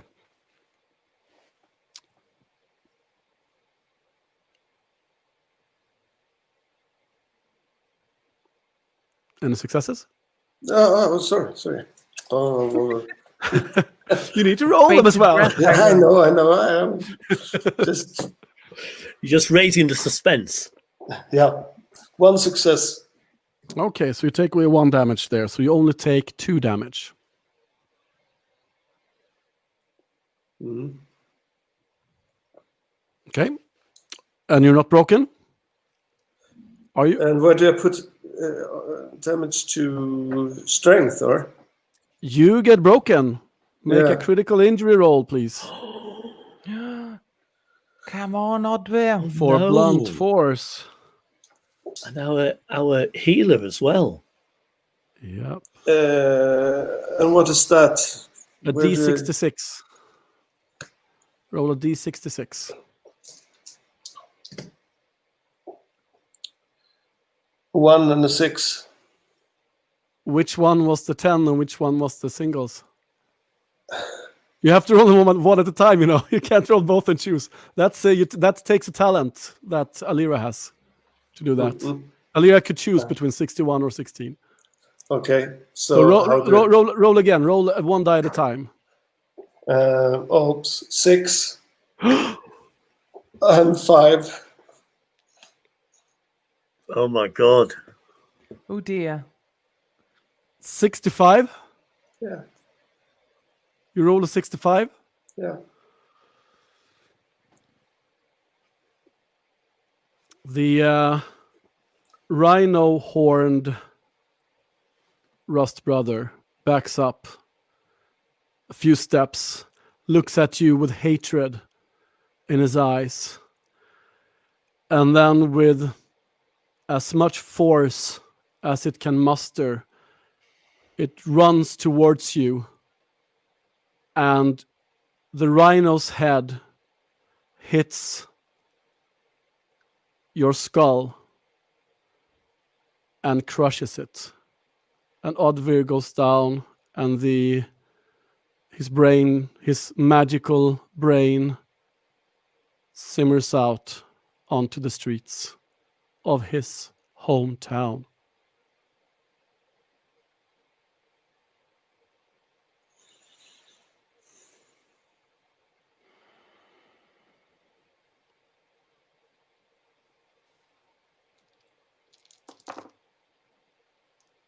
Nissel, the 4-armed creature, comes up to you. Now comes up to me because I'm not at close range, right? No, but I'm running around here.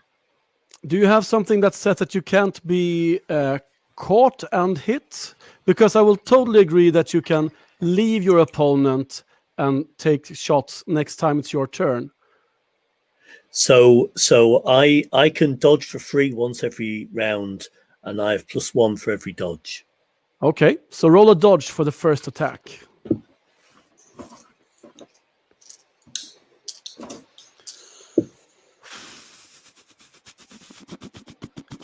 Fucking role-playing games, guys.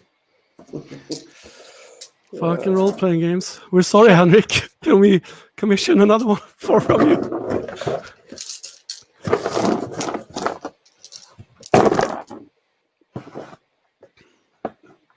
Two successes. You dodge the first attack, and then you may roll armor for the second attack. Okay, so I've got armor rating 6 for chainmail, 1 for the small shield, and 3 for the helmet. Good. Try So and I keep roll them those apart. separately. Yeah, exactly. Begin with the 6. Because you only need 1 success to 2 successes. Yes, you take away all the damage from the second attack. Ingela, it's your turn. Okay. Same as before?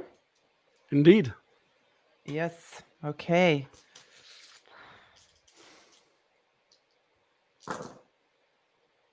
One success. Do you want to push it? Yes. Do you have any failures on the attribute dice? On the attribute dice, I've got 2 ones. Yes.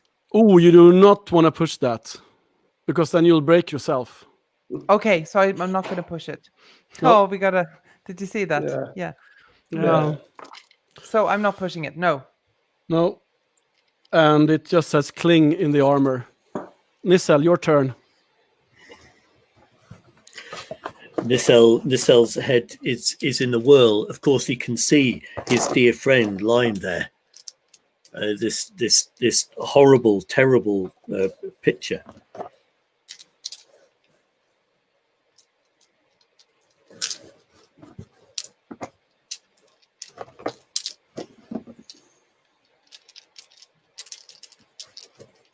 And he aims another arrow at the leader. And he says, "This is for Odwyr, you bastards!" And he gets all of 1 success. Is there any use pushing it? Or do you just want to go for your second shot? I'm going to go for the second one. Okay. So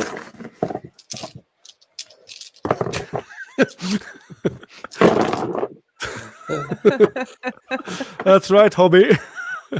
okay, so 2 more successes on that, plus a 7 on the D8. A 7 on the D8. Yeah. That is good, because that is 2.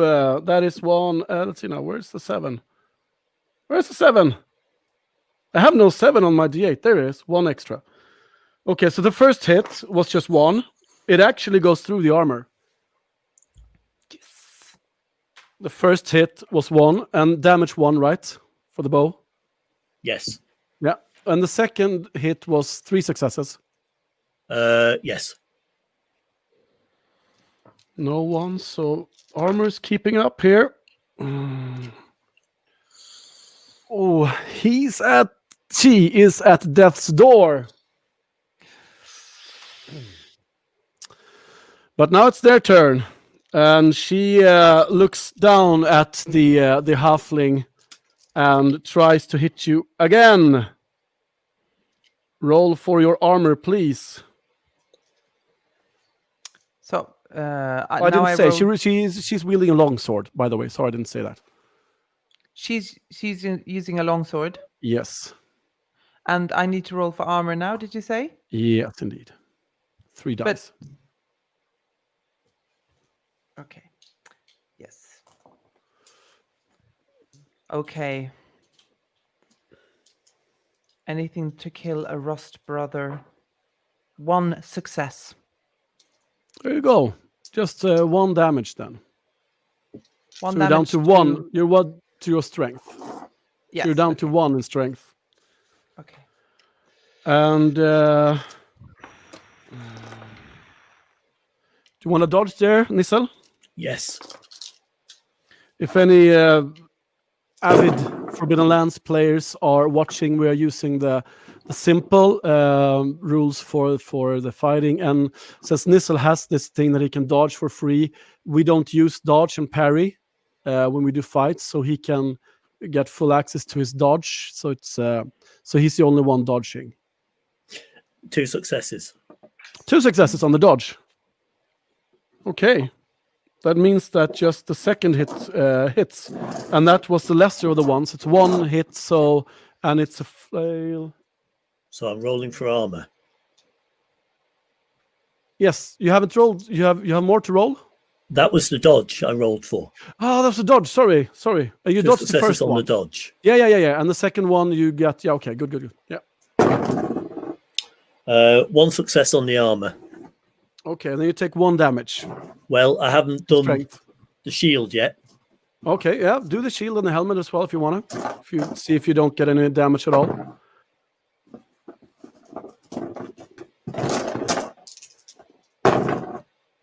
1 success on the helmet.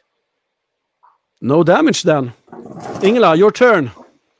Okay, so I might have missed some things here because on my sheet it says bonus +1 small shield. So I might have missed some stuff out. I think You don't have a shield. That's your gear. And after the battle is done and you've won, you can reclaim your That's gear. what I thought, but I was. Okay. So what do I roll for now? Sorry, I roll for. You want to roll an attack now, maybe? So you roll 1 attribute die, you roll 3 skill dice, and 2 gear dice to attack the leader and try to bring her down. She's She's a tough one. She's a I tough know. one, but she's met them before. she's close to death. Okay. So this is for Odvir, who saved me. 1 success. You want to push it? Do you have any fails on the strength die, or is it success on the strength die? I have strength die. No, I don't have any fails on the strength die. And where was the success? Hang on. I've got 1 success on the gear die, and I've got 1 success on the skill die. You have 2 successes. I have 2 successes. Sorry. Okay. Well, then maybe you don't want to risk. Breaking yourself. No. 1 success only for her, and that's 1 damage. That's Ingela. Will you please narrate how you bring the Rust Brother leader down? Finally. So, Cernella, she feels the blood pumping in her veins. She has been looking forward to this moment ever since she's been in that cage for 24 hours. She was actually planning how she was going to take this leader down. She's much shorter than the leader, but she takes 2 steps back. She springs up into the sky and she lunges her sword straight in to the neck of the Rust Brother leader. And the blood spurts out and it covers the whole of Cerenella's face as she lands on the ground. And the leader's helmet falls off and rolls down onto the ground. The feathers squashing on the gravel, and with a large thump, the leader falls to the dusty ground, face down. And with that, the morale of the remaining Rust Brothers is severely lowered, and they look at each other, and suddenly, with doubt in their eyes, they were winning this fight. They were quelching the rebellion, and they look at each other with doubt in their eyes, and it takes a while, but the combined forces of the mayor, or not the mayor, but his followers, his guards, and you guys, and the sailors from the ship, and Trimelia,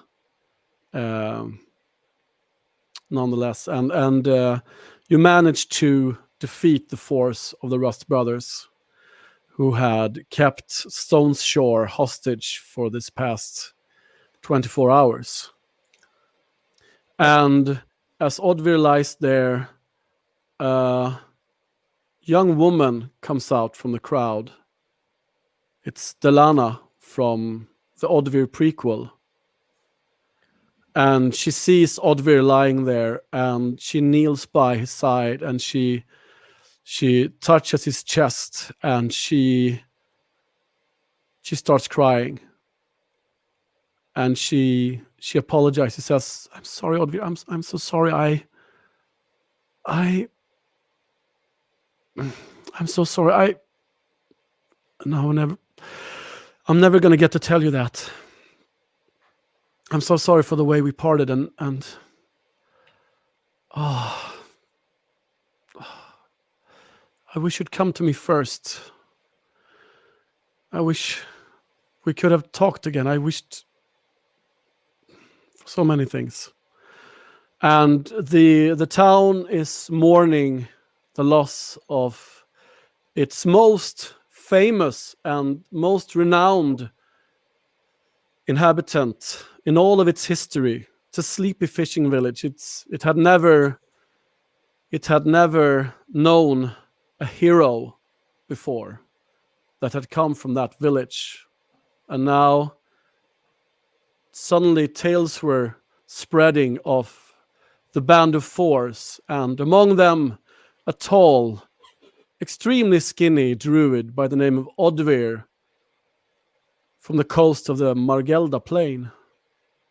And people were proud to have a hero coming from their village opposing the hateful Rust brothers. And yeah, that's where we end for tonight, guys. Thanks for Nissel, playing. he spent a long time just staring at his friend and kneeling there and shaking his head. And shaking his head. He can't believe it. And finally, at the end, he stumbled away, numb, out to the rocky point there between the beach and the jetties, and out at the very edge by the waves. He just puts his head up to the sky and howls. And Serenella kneels down by Odvir's body, and she takes the helmet from the leader of the Rust brothers, and she places it on Odvir's head. Okay. To say thank you for saving her. And the Lyra, of course, manages to get out from the boat, and if she was distraught of the loss of her things, she is actually even more distraught of the sight of Odvir's dead body lying on the ground there. And she also cries, and she kisses his lips, and she says, "Well, now we'll never know." And that's where we end. Amazing. That was Sweden Rolls The Prisoner. An actual play of Forbidden Lands. Everyone, you're just amazing this session. It was such a great time. Thank you so much for coming on, and there was some amazing moments here in this session. So thank you so much for being a part of the Free League showcase this morning. Thank you. This morning, it's morning for me, but it's evening and afternoon for. We have some folks. minutes. I meant you. we let end for the role playing part of the. We can use a few minutes to just talk through what just happened. Doug, is that Sure, okay? We have absolutely, a few absolutely. minutes. Yeah, we've got a few minutes left. Excellent. Thanks so much for the comments, you guys, the viewers. Yeah. Yes, we thank you. appreciate it. you. That was very... We don't see all the chat from the YouTube channel where we're sitting. We only see a few things that Doug lets through, so we haven't been seeing all the chat. It's going to be great to rewatch it in afterwards, to go back and revisit the chat, of course. But we got some comments that really were heartwarming for us. Thank you. Jacob, do you want to say something? Yeah, I mean, it's sad when you lose a character, right? It's you put a lot of emotions into, and actually I think it's the first time I really lose a character. So it's and with Odvir, but it was nice that it happened in his hometown, I guess, and it was also I feel it was kind of cool in a way that it happened live here. Yeah, for sure. And also that he got to come home. And become a hero in his own village. Yeah. Maybe they'll raise a statue of him instead now. Yeah, maybe they will. Yeah, it's an emotional roller coaster, this one. Wow, it's but now you get to create a new character Jacob? Yeah, I guess so. Yeah. It's going to be fun also. Do you have an idea of what you'd like to play next? I think that it would be something completely different. So I'm looking forward to that. I haven't something in mind right now, but I'm going to look into it. We have some time. It's some time before we play Forbidden Lands again, so you have some time to look through what's out there. There are some both kins and professions that we haven't played yet. So, or if you want to do something else, we'll talk about that. But yeah, and I don't remember. We did give credit to Henrik Rosenborg in the beginning when we showed the illustration, didn't we? Or if we didn't, I'm awfully ashamed. And Henrik Rosenborg has done the character illustrations for Forbidden Lands. Such amazing illustration. Amazing illustrator. Really Check him good. out. He Great does work. tons of commissions, and he illustrates professionally for role-playing games as well. So he's really a great illustrator. Now maybe we can ask him for another one. Yeah. Oh, No, you did a great job. Really good. Can we get Odvir up there for this last minute, Doug? While we mourn him one last time. This is Odvir in the bitter reap with lots of I wish I got furs to and know him padding on better. there. There it is. What a great Yeah. man. and he never really got to be totally happy. No. He was quite sort of. Yeah. There's also a shriek of the hawk up there in the sky, who's No. shrieking with That's pain true, for yeah. the loss I can of her totally see that. druid. Doesn't have his master. Ilyana. Yeah. And I had some stuff yet for Odvir, but now we'll see if I can throw that in there some other way. But No willpower points in this mission. That was That's tough. That was tough. yeah, they're so needed. They're so needed. They're so important for this game. If you don't have the willpower points, you can't use many of your talents. You got a lot of general talents, Nissal. So that's and they don't take willpower points. So that's a good thing. Yeah, thanks, Doug, for having us. Well, Thank Thank you so much. Absolutely. Thank you for giving your time and being a part of the Free League Showcase. If folks want to consume more Sweden Rolls content, Andres, where should they go? Well, you can go to the website, swedenrolls.com, or find us on whatever podcast player you prefer. Just look for Sweden Rolls and we'll be there. And there are tons of games there to listen to. We don't normally stream. When we did Vasen on UK Game Expo, me and Anneli, it was the first time we did that.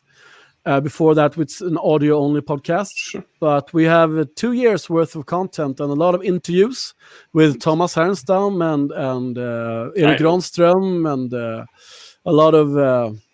lot of great RPG personalities. We have some interviews with them as well. And make sure to check us out tomorrow when we play Coriolis as well at 3:00. Yes, you'll be Same back first thing tomorrow. Same time, same channel.